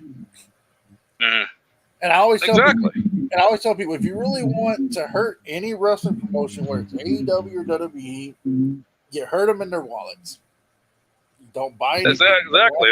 That's another thing that gets me too. They'll bitch about a certain company. Yeah. Bitch about any damn thing. But you're still buying their merchandise. You're still giving them money. That doesn't make any sense. Mm-hmm. I hate this company. Oh, I'm never gonna watch it. See, that homeboy doesn't hurt them. Well, but I'm not gonna watch him. But I'm about to give him $100 for a bunch of T-shirts. See that you're going backwards. That doesn't do anything when you stop watching them. You're helping them. You just helped them double by buying more merch. And then they have the people who are like, "Whoa, I don't." And then on TikTok, I actually got on to one guy on TikTok recently who was talking shit about that, and I told him the exact same thing you said to me, and he replied back and said, and I quote, I pay my taxes, I can do whatever the fuck I want. All right, Rim got kicked there for a second, but yeah, there's this guy on there who was telling me that he can do whatever he wants. True, but I mean, it's a problem. It's a huge problem. Got like Vince Lowe's cock. Whoops! I refreshed it. It took me out. That's okay. What I was trying to say was there's a guy on TikTok who was bitching about that, and I said something similar to what you said. And his response back to me was, he said, "I'm an American citizen. I pay my taxes. I can say whatever the fuck I want." And I'm like, cool. Oh yeah, well he is an American citizen. He can say whatever the fuck he wants, but so can we, asshole. I mean, it goes both ways, dickless. Oh, I can say what I want. Well, yeah, and you could get criticized for it too, motherfucker. Well, you think you can just say what you want and that's it? I want to know what kind of world some of you fuckers live in. Really do. I would like to know what some of these IWC, YWC people live at, because they're sitting there like, they they must love drama because they love making drama, and then the ones that are, I got a huge problem with those fans who will stay the night at the airport just to stalk these people. That's some weird shit. Or you already know the wrestler's room number. That's like, I don't even go. If I was somewhere, I'm not gonna go stalk them in their room. That's weird, man. You should know to have some fucking respect. One of the last wrestling shows I went to, I think it was one of my birthdays. It was 2013, and The Rock was back as WWE champion. And I haven't seen The Rock in a while. Mel took me to it. We were outside waiting for the wrestlers to leave. I was just waving at them and shit. And these people saw a limo, and they automatically thought it was The Rock that took off. And these people followed in a car and followed. What they didn't realize was after they left, Rock got into some kind of Hummer. That's funny. It's like people are just like, what the fuck is the matter with you? Well, I mean, really, what the fuck is the matter with you? I mean, hell, The Rock was here filming something a while back. I don't remember what it was. And I saw his trailer. I knew he was in there. I didn't fucking go stalk it and go to the trailer and be like, let me go knock on his trailer door and just bother him. No, man, it's just leave people alone. I could actually see you going up there and being like, hey, I just want to let you know something. Your movies suck. Yeah, I don't know why people keep saying that you're my father. It's fucking weird. If you are, give me some child support money, boy. You smell what I'm cooking? The paychecks. Give me some of that stuff that you take. Well, the movie comes. I've done movie extra work, and they actually wanted me to be his stand-in. One of the people. Oh wow, that's cool. And those people are bullshit. I know I ain't got no proof to prove it, but I'm not gonna lie about something like that because I don't like the guy. Why would I lie about something I don't like? Yeah, it's just like, but I was too short. Although they can give you still, but fairly, that was the whole thing. They were like, they want to get a taller guy. I'm like, oh, whatever. I don't care. It's bragging rights. I'm like, do you want me to? I mean, yeah. I mean, that's still cool though. I mean, like because we all know if anybody ever did something on movies or an extra work, they're picky what they want. And like, now those are people that are picky. Now you want to get in a movie or do a TV show, those fuckers will judge you on, if you have too much of a long hair, or your nails are too long. Oh yeah, they really judge you on that shit. I actually like the. I actually believe you on that because most of the filming nowadays are not in New York and LA like they used to. They're in like Atlanta and North Carolina and. Oh yeah, we got the Screen Gems production company down here. I actually know where the studio's at, and they produce like Resident Evil movies and Underworld, and yeah, they do a lot of shit down here because the whole southern kind of filming. I mean, enjoy it while you can, guys, because if you're trying to do horror movies down here, ain't damn thing. They're tearing down so many woods now. You won't even have trees left anymore. That's sad. Like, dude, everywhere I go, they're tearing down fucking trees and building another gas station, another storage unit. It's ridiculous. I have a cousin that lived over there, not too far from where when they were filming the first Zombieland. They lived over there where that market was at, and and they lived very close to where the Walking Dead's filmed. So I mean, they've seen. Oh, over there in Georgia. Mm-hmm. Yeah, I have a cousin. I have a cousin, her husband, that live in Georgia, and they actually have shown me, like, they've actually told me and Mel, like, look, they filmed The Walking Dead here and this and that. I'm like, we've seen the zombies walking around. I'm like, holy shit. Oh yeah, like when they filmed the safe part, was that in like Atlanta? Mm-hmm. And because I know they're not, because I can't remember the other places they film. I know they film in other places too. And I've seen that. And me as a Walking Dead fan, it's sad to see that when they showed their when they wrapped it up and they were tearing down some of the set. I'm like, oh, dude, leave some of that up. It's sad to see that being torn down there. Like, it's sad to hear that day saying last day of filming. Although we're getting all the the side shows, but still, it's just it's sad to know people that 10, 11 years have already come by that fast. And I've said to myself, and I'm going to say it again, I am going to be pissed that the last 2 episodes does not explain where the fuck Rick Grimes is at, or if he doesn't show up. Yeah, you can't leave the season on a cliffhanger like that. You're just fucking Walking Dead fans in the ass. No, you got to give us something that's going to lead to those Rick movies. You got to give us Rick something. I mean, I know that there was supposed to be the Carol and Daryl thing, but I know now they're just going to do the Daryl spinoff, and it's going to be ironically, he's going to be filming in the location of where Andrew Lincoln lives. So I don't know if that's anything. Yeah, they said up there and everything. If I'm like, what? How, for one, holy shit, Daryl's going to be putting some miles on his bike going that far. Yeah. And I'm thinking, wait a minute, how are they going to get Dog there? Because I love his little dog. That's like one thing that's a riot right now. It used to be don't kill Daryl, we riot. Now it's don't kill Dog or we riot. Oh, yeah, I love Dog. Oh, no, yeah, I love Dog too. I'm a huge animal lover, period. I'm just like, every time I see someone go near a dog, I'm like, don't you dare, motherfucker. Don't you dare. If I was Daryl too, I'd be a protective over that damn thing. You kill my dog, you're going to get an arrow right through your balls up through your spine. Daryl's the shit. And all you Walking Dead fans out there that don't know much about the Daryl character, he did not exist in the comics. That's something they made up for the show and struck fucking gold. And you know what's weird? Because I couldn't understand why most of the men hated him, because all these women loved him. They're like, and some men are like, he doesn't seem like he washes his hair and blah blah blah. I'm like, I don't give a fuck about his hair. What? God, guys, are you trying to come out the closet or something with all this muscle and hair obsession? Damn. I mean, here's the thing I look at. Like, look, we get girls that we like to look at, and women should have the same fucking right. Mm-hmm. So I mean, it's one of those things where I know Mel likes Ryan Reynolds. I'm not bothered by it. Yeah, a lot of girls like Ryan Reynolds. They're like, hey, we all have a celebrity crush. We all do. I always had a thing for Jessica Alba. I was always attracted to her growing up. Weird, too. Jessica Alba, you wouldn't think this couple right here, because some guys are always saying, like, Angelina Jolie or Megan Fox. I'm like, oh, I'll give them credit. They're pretty women. But for me, it was always Jessica Alba and Kelly Osbourne. Because I always thought Ozzy Osbourne's daughter was hot. I don't know. That's just me. And she's lost a lot of weight, too. She looks so. I know people are saying she's had plastic surgery because her face looks different. I can't deny it. She does look a little different. But then again, people, when you lose a lot of weight, too, and your cheekbones suck down, you do look like a different person when you lose a lot of weight. You do. It's just happened before. I've had my thin face before. Yep. I've lost weight before where I'm like, damn, dude, I look so different in the face. Your face changes from your head to your face.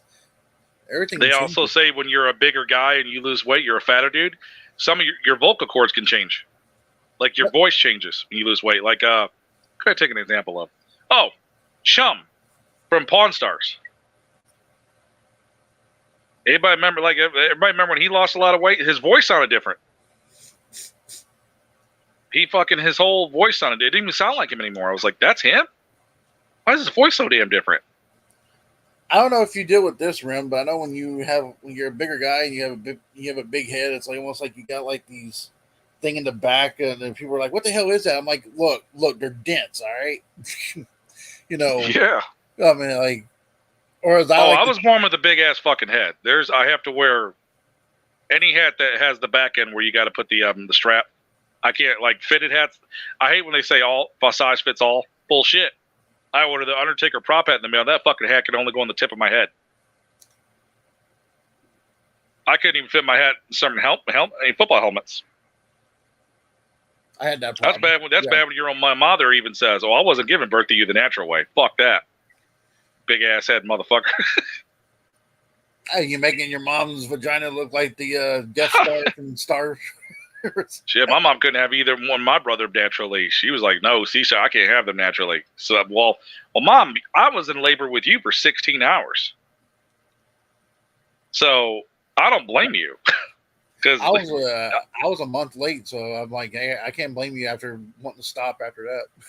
Yeah, you really don't understand women when they mean about hurting childbirth until you actually see your woman do it or some shit, or you see somebody else go through. You're like, you know what? I see now. Oh my God, something really big has to come through a little tiny hole, and it rips it. I can see now why that hurts. So, here's a problem I have for big guys too. You can't find what you want in the store. You have to go to like these big specialty stores and king size. You have to go to like. I only get lucky because most of the time I wear an XL, but it just depends. I don't know. Like some clothes are weird. Like I've actually bought a large before that fit better than an extra large. That's weird. It just people make things weird. Now the one thing that sucks about big guys, it's not just the stores. Online shopping for clothes. Yes. Yeah, I can't try the shit on. I don't know how it's going to fit. I've seen things that say U.S. size this, U.S. size that. And I'll order it and I'll be like, okay, that'll fit me. That fucker can't even get around an arm. You and Mel are the same way because there was one time for the Avengers Endgame, I bought this Captain America shirt, right? And it was supposed to be a compression one, but they said it was this, it was like, hey, if you get a 4 or 5 XL, it will stretch. I bought one of those things. I was like, what the fuck is this, a belly shirt or something?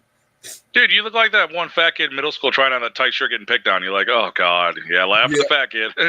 Yep, like, no, I ain't doing it. Yeah. Oh, Mikey's wearing a tight shirt again. You got tits. Yeah, whatever.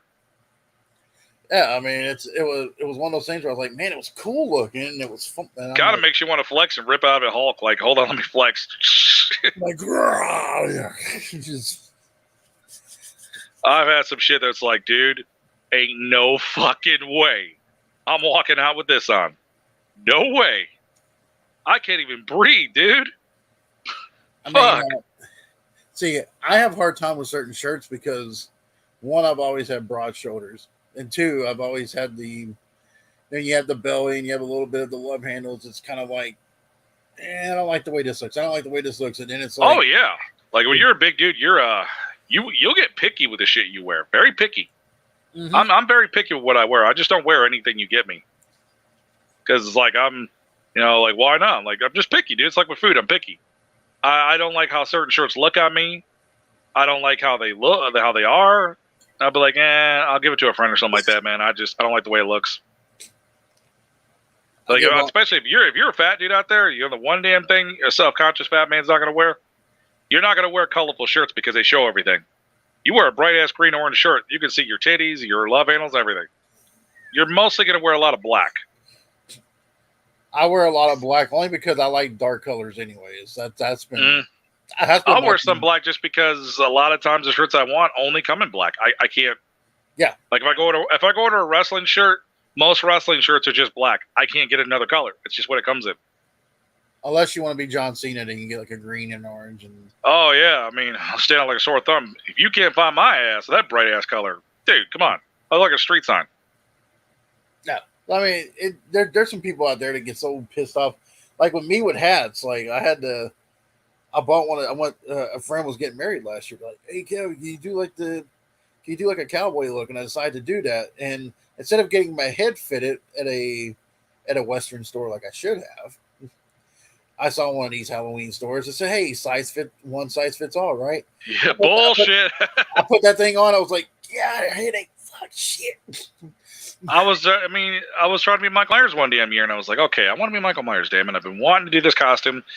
All right, I got the mask. I was like, I'm not buying an expensive $70 fucking mask. I'm not doing it. It's too much for a mask. And then I went to go get the jumpsuit at a Party City near me, and I was like, okay, what's the biggest size they got? Said 2XL guy, whatever. And I was like, is this the big one you got? They're like, yeah, we only got one left. I'm like, oh, shit. Oh, boy. Well, let me try it on. It just fits, but if I flex or do any kind of movements, oh, yeah, it's not meant to, like, run around it and shit. No. When we did that, I pretty much wish they had a 3XL. I really do, because it said size fits big.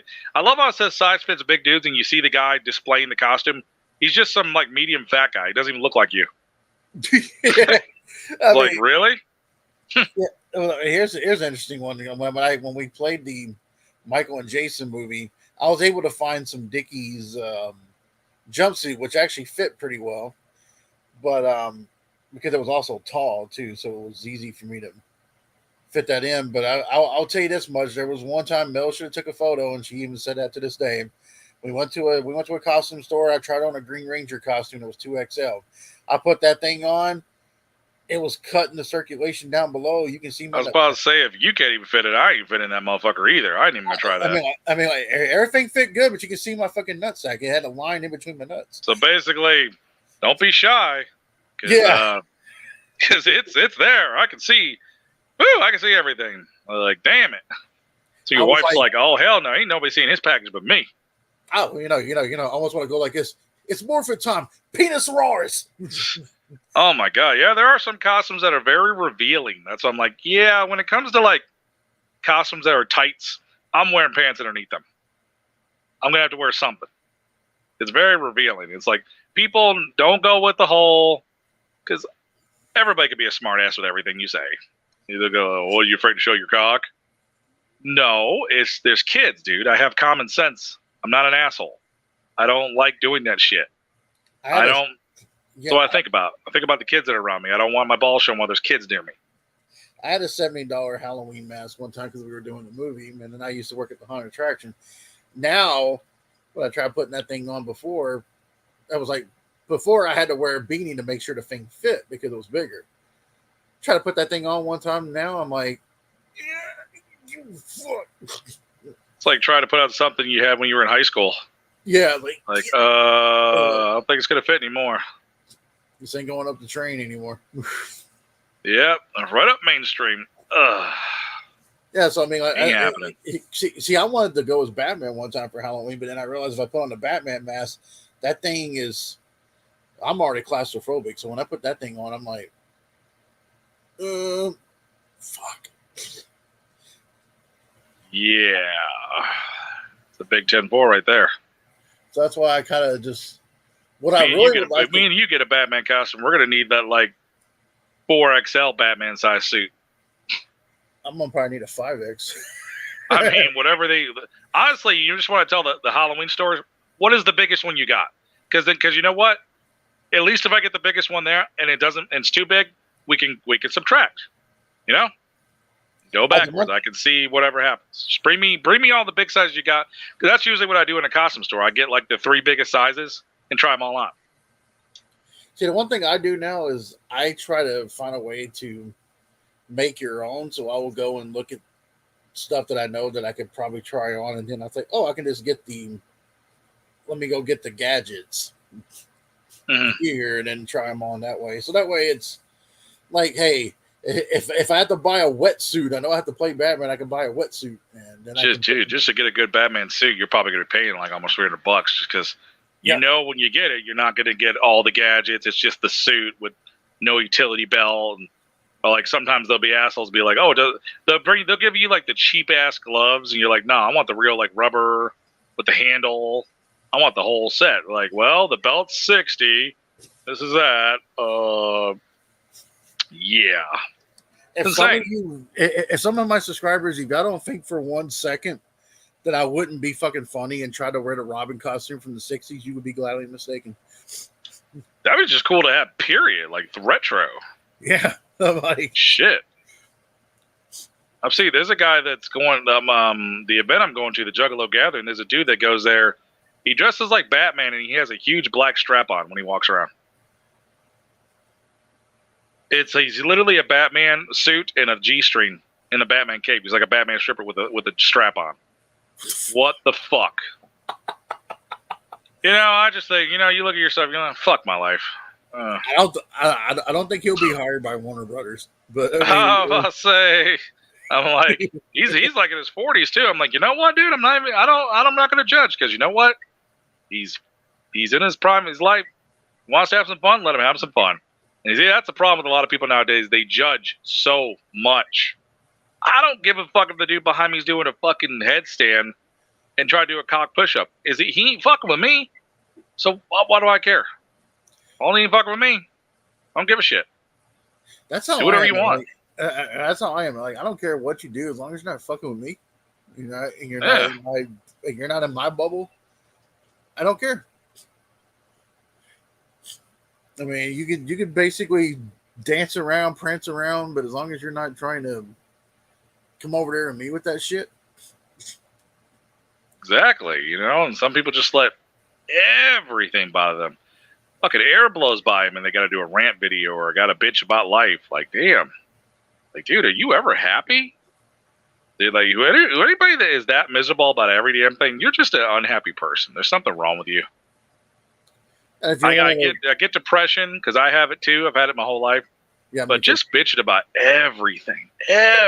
Like, yo, chill. Like, man, fuck. Like, relax.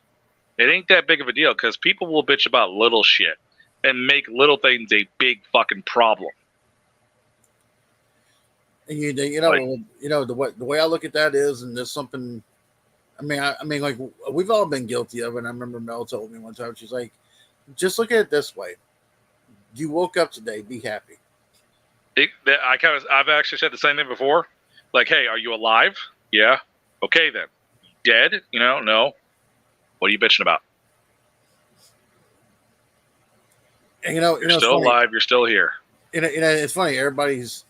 They got certain people bitching about what's going on with the world today. I'm sort of thinking we're all going through the same fucking thing. It's a global thing here in the United States. Everybody's going through the gas thing. Everybody's going through this. You got to remember, like they don't try to remember what the other person's going through. They just think about themselves. And it's like, dude, we're all going through the same shit. It's not just you. Gas is high. Fuck everybody. Why fuck everybody because gas is high? That's not my problem. It's high for me too. I got to pay the same shit. I might even have a bigger vehicle. I might even pay more than you. I mean, bitching about gas is not going to solve the gas issue. It's not going to solve it. What's it going to do? Social media really has made everybody seem like fucking hateful. Like they're basically all about themselves and not about helping their local brother and sister out there, and just realizing, hey, we all breathe the same air. We all may have different blood types, but we all breathe the same air. We all, I mean, we're all created. So, I mean, it's kind of like, as long as you're cool with me, I'm cool with you. We all work, we all fuck, we all shit, we all piss, we all do every little thing the same. It's like the people think they're better than somebody just because they make more at a job. No, you're not better than me. You just make more money than me. There's a difference. Well, here's the thing, though. If the zombie apocalypse ever happens, I mean, and I'm going to tell Rim this too, because I will tell anybody this. If I turn into a zombie and I came after Rim, I expect Rim to cut my head off. I mean, that's with any damn thing. You're not going to sit there and just hesitate. You're like, hey, man, I mean, I'm not there anymore. I'm gone. I'm dead. Yeah. It's not me. Yeah. It's like when you watch Walking Dead and somebody's, oh, my God, I can't do it. It's my cousin. I'm like, it is. I know it's hard, but it's either you or them. It's either you or them. It has to happen. By the way, Walking Dead, I got to give you guys credit for doing shit like that to me, because when it comes to moments when motherfuckers got to kill their own sister or their brother or their kid, they make that shit emotional. I'll tell you the one that had me one damn time. When Daryl had to kill his brother. Yeah. Oh, man, that one got me. I was like, damn. He was crying and shit when he stabbed his brother. I was like, man, that hurt, man. I was like, damn, you got me, guys. Shit. The one that got me is when, and it wasn't supposed to happen, but when Carl got bit. Oh, Carl, yeah, they had a long one about that one and shit. Yeah. And doing it in the sewer and shit. You didn't see Rick kill him, but you obviously heard the. No, actually, no, they didn't kill him. They just let him have the gun, and he shot himself. And it's just that was hard. That was really hard. Or a lot of people can't watch this episode again, but the show is very impactful on something. It's not as good as it used to be, of course not. I mean, I even as a Walking Dead fan, I can even say that. To me, the last great season was the Skinwalkers and Alpha and Beta. That was the shit. This new season's decent, but there's no villains that strike me as, dangerous like Negan and Alpha. I'm surprised those guys that look like the stormtroopers. I'm surprised they were able to take over some of these colonies, like the way. Because that's what I'm saying. I don't see them as much as a threat like the other ones were, and I'm like, no, you're not that badass. Not really. You don't put fear into me. Now, motherfuckers came around. The first time we ever saw one of those motherfuckers wearing a zombie mask, and stuck Jesus and shit, Yeah. That was when it was more like, whoa, what the fuck is that? Someone's got a skin mask on? That's when we were introduced to them. And we were like, what the fuck? I was hooked. If anybody goes back to the last episode of season 8 when Rick cuts Negan in the throat, you can actually hear the whisperers watching. Oh, wow. Oh yeah, you ever watch those YouTube channels with those like huge fans? They discover secrets that you didn't even know. Yeah, I've seen that shit. I'll be like, oh my god, how did I not know that? Or see, people, you got to pay attention to Walking Dead because something in season 1 or 2 or 5 or 6 or ever, there could be a writing on a wall that could lead to something down the road you never even knew. Easter eggs, and you'll lose concentration. You'll be like, oh, that I knew that meant something. Like for the longest time, what did that A mean? They kept putting A everywhere. You're like, what the fuck does that A mean? It was on Daryl too and all that. I remember when fans got so pissed off when they when The Walking Dead decided to stay with the comics and they did what they did to fucking Glenn. People were pissed. They were all. I was just about to say that. That was the episode a lot of people can't watch. Is that episode where Negan fucking smashes Glenn because the way he does it in Glenn's face and head cracked because he was actually brain dead dying, and I'm just like, yo, that episode was deep. That shit was deep. Wow. But that episode right there, it's like wrestling. That is what made that motherfucker a heel. That made you hate Negan, and that's the point. That is what made you fucking hate his ass. But you know what made you... I knew there was something more to Negan because the way he didn't kill Carl and he brought Carl back and he ended up having spaghetti at his house waiting for Rick. So, I mean, he could have killed the kid. Easily. Anytime could have killed Carl. Anytime could have fucking killed Carl. I mean, I saw many opportunities. I saw many opportunities where people had where they could have killed Negan. People will watch the show and say, why can't they kill Negan? Or, why can't they do it? Well, people, you have to understand, he's got tons of henchmen behind him. If you kill him, they're just going to load you up full of bullets. It's certain ways. I know people get aggravated with shows because they have short attention spans. Like, you could have killed Negan right there. Okay, dude, if we did that, you wouldn't have a season. Do you understand? And then people don't really understand that. And people were all pissed off about, well, it would be like, I remember they were all pissed off. They're all pissed off at Rick because Rick didn't kill him and stuff like that. I'm sort of thinking, well, it was in that art. It was, if you remember, Carl wrote to all three of them. And Carl wanted them to work together. He was if Carl would have never wrote that message, Rick would have killed him. He didn't do it for Negan, people. He did it for his son. That is it. He would have killed his ass. Trust me. I love those moments where Negan had Rick down. He said, I'm going to kill you. Maybe not today, maybe not tomorrow, but one day I'm going to fucking kill you. Maybe those were some fucking... tomorrow. I'm gonna kill all man, you clowns. those moments were good, man. Fucking Negan looking at him smiling, God damn, Rick, and that is what I like about you.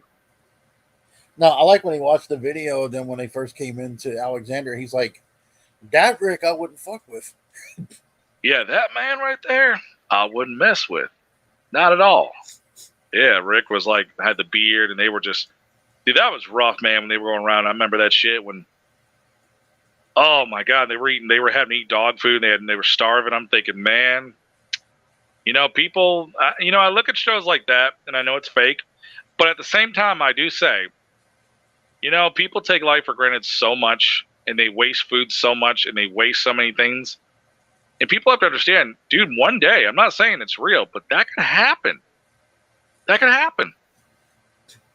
You never know when you're in that situation when you're starving.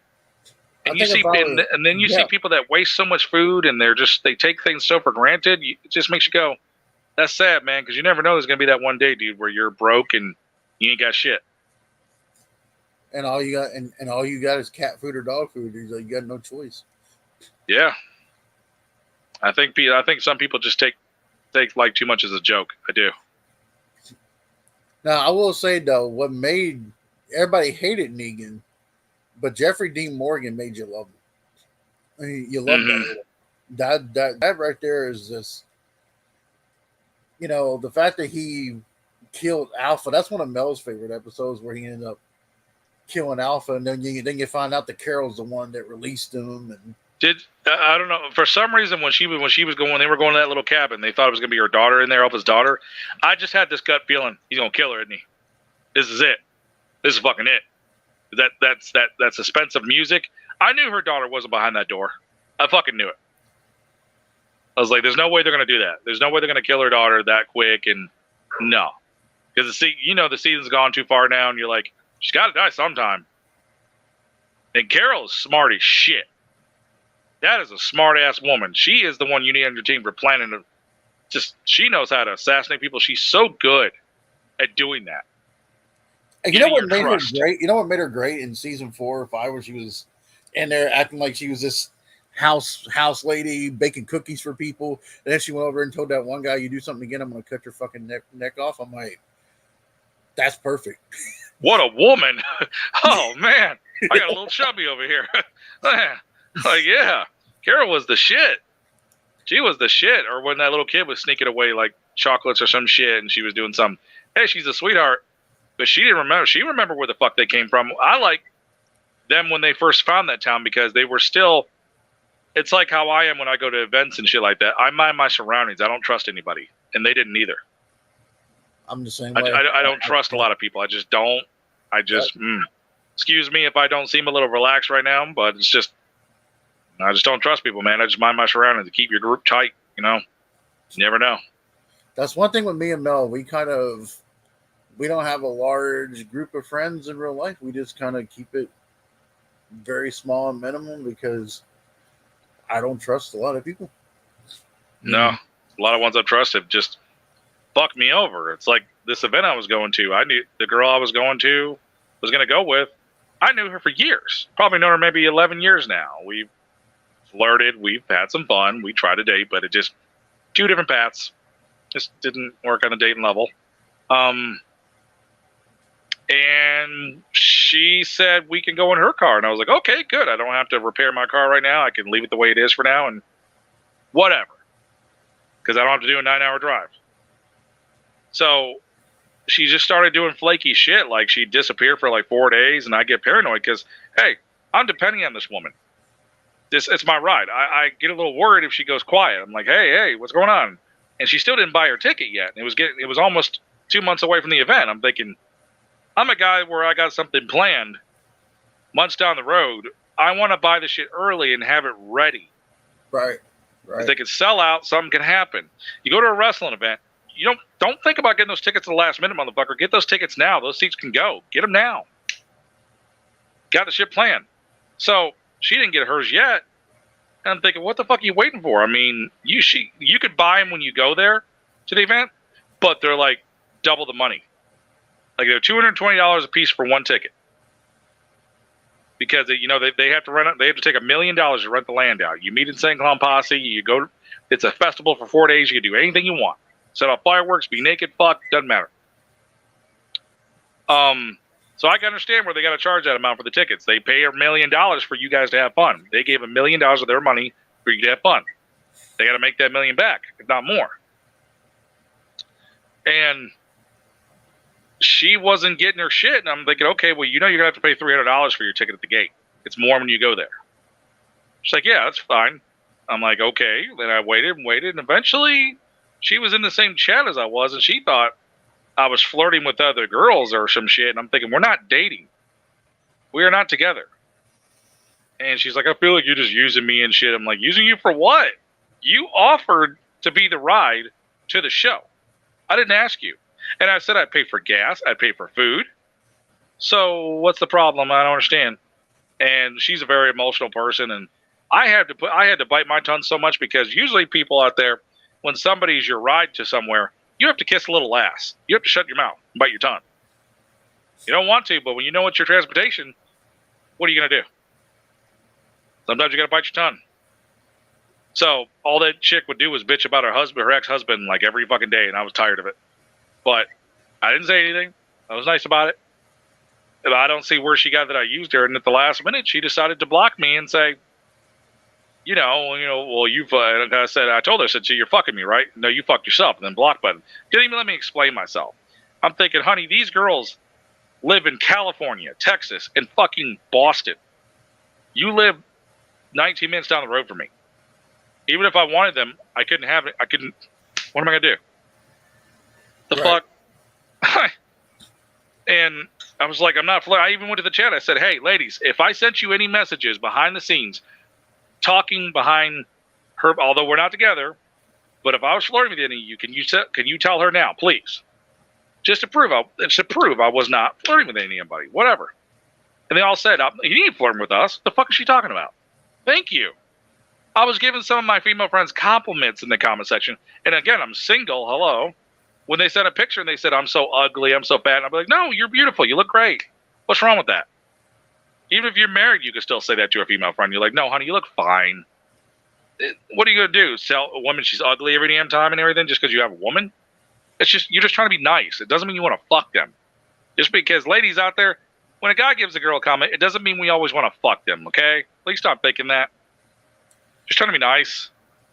It's like when a girl gives a guy a compliment. That doesn't mean she wants to fuck him. It's just a compliment. Jesus Christ.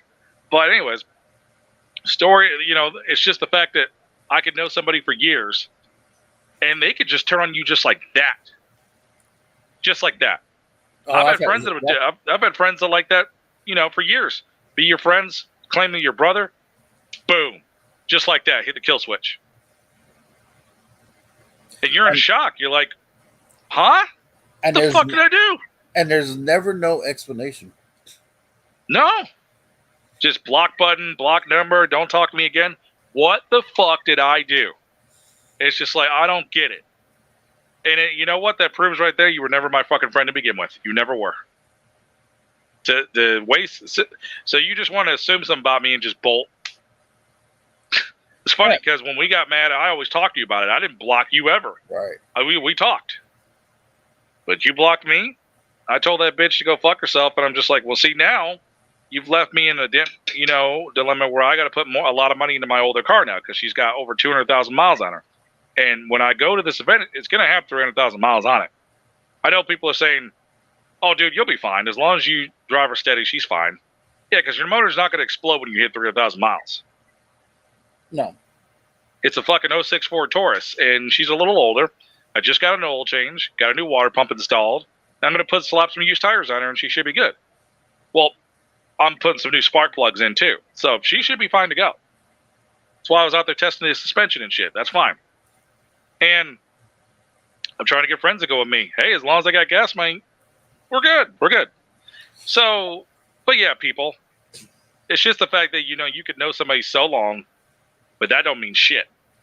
That don't mean fucking shit. Somebody can turn on you just like that. Hence, Rick and Shane, Walking Dead. I know it's fake, but even a woman could come between two guys, and even two friends could want to kill each other. You know, that's the thing too. People always make that little comment about, "Well, I've known this person for so long." I'm like, "Do you really?" Yeah, do you really? Yeah, that's a good one. Do you really? Do you really? You never know, man. You could know him. You know, it's the old expression, I know him, but I don't know him. Now, Now, here's the thing I would tell somebody, like say for example, you had a friend for 20 something years, and the government comes up to hit that guy and gives that guy $10 million to shoot you in the fucking face. mm, I'm sitting there thinking, like, I've always been told by my dad, money talks, bullshit walks. So that is, I've heard that a million times growing up. That's a, yes, new kids in the block. That's what we grew up with. Money talks, bullshit walks. yeah, and when you, I mean, now if someone came up to me, I mean, like, it's weird because if you don't know someone very well, like, there's some times where you can be like internet buddies and then choose to meet each other soon. You know, someone like me and you, and I could be like, wow, you know, me and Rim get along great. He's actually better than some people I've known in real life for a long time. Mm. There's people like that out there that can be like, man, I know this person for so long, but I know this person for a Yeah. little bit. I got like, high school friends I went to middle school with down here, known over 11 years, maybe more. Yeah. Throughout middle school, high school, these fuckers have not changed since they were 16. They're not growing up. They sit on their lazy asses. They don't do shit with their life. And I've gone past that. I don't chill with them anymore, and they could call me a backstabber, but they don't want to do nothing with their life. Every time I go see them, they just want to sit on their ass, play video games, smoke pot, and they're killing their bodies. And it's like I'm just watching my friend kill himself every damn day, just sit on his ass and waste his life. I'm past that, dude. I'm not 16 anymore. Like, there's just some things I can't deal with anymore. And there's some friends that I've known for a long time, and they just stopped talking to me for no reason. I don't get a hello from them. I don't get a hi. How you doing? Hey, are you alive? Nothing. And I know the phone works both ways, but I get tired of me having to reach out first. That's bullshit. I had that happen to me with someone who I thought was a friend for a long time, and they were like, "Oh, like a sister to me," and "Oh, you're like a brother to me," this and that. And one day, when you're at your worst, and that's the thing with depression. When you're at your worst, and you're at that point where you're thinking of possibly committing suicide. Well, if no one's ever been there, you're a liar. Yeah. So I was at that point, and you know, I needed some help, and there was a friend online who was up that day, and he was like, "What can I do?" And I said, "Just call some people. I need to." And they ended up calling my friend. Now my other childhood buddy, he picked up right off the bat. He was like, "Hey, what's up? You all right?" And I'm like, "Yeah." But I know that person was going through some stuff because she lost another friend to a death, a motorcycle accident. It was the anniversary of his death. But you can't pick and choose when this shit happens to you. So that's the thing with depression. It's scary. You can't pick and choose when it happens. And me and her quit talking. And then she decided to block me and not say a fucking word. And That could hurt so much worse than even a family member. Because like if I see somebody like a brother, like a friend, just backstabbing me like that for no reason, people don't understand. That hurts. That is just, that'll hurt more than a girlfriend dumping me. Because at least she's gone. But you motherfuckers have been there all the damn time. Friends can still be there while the other bitch just leaves. You just backstab me like that. Well, that's fucked up, man. That's fucked up.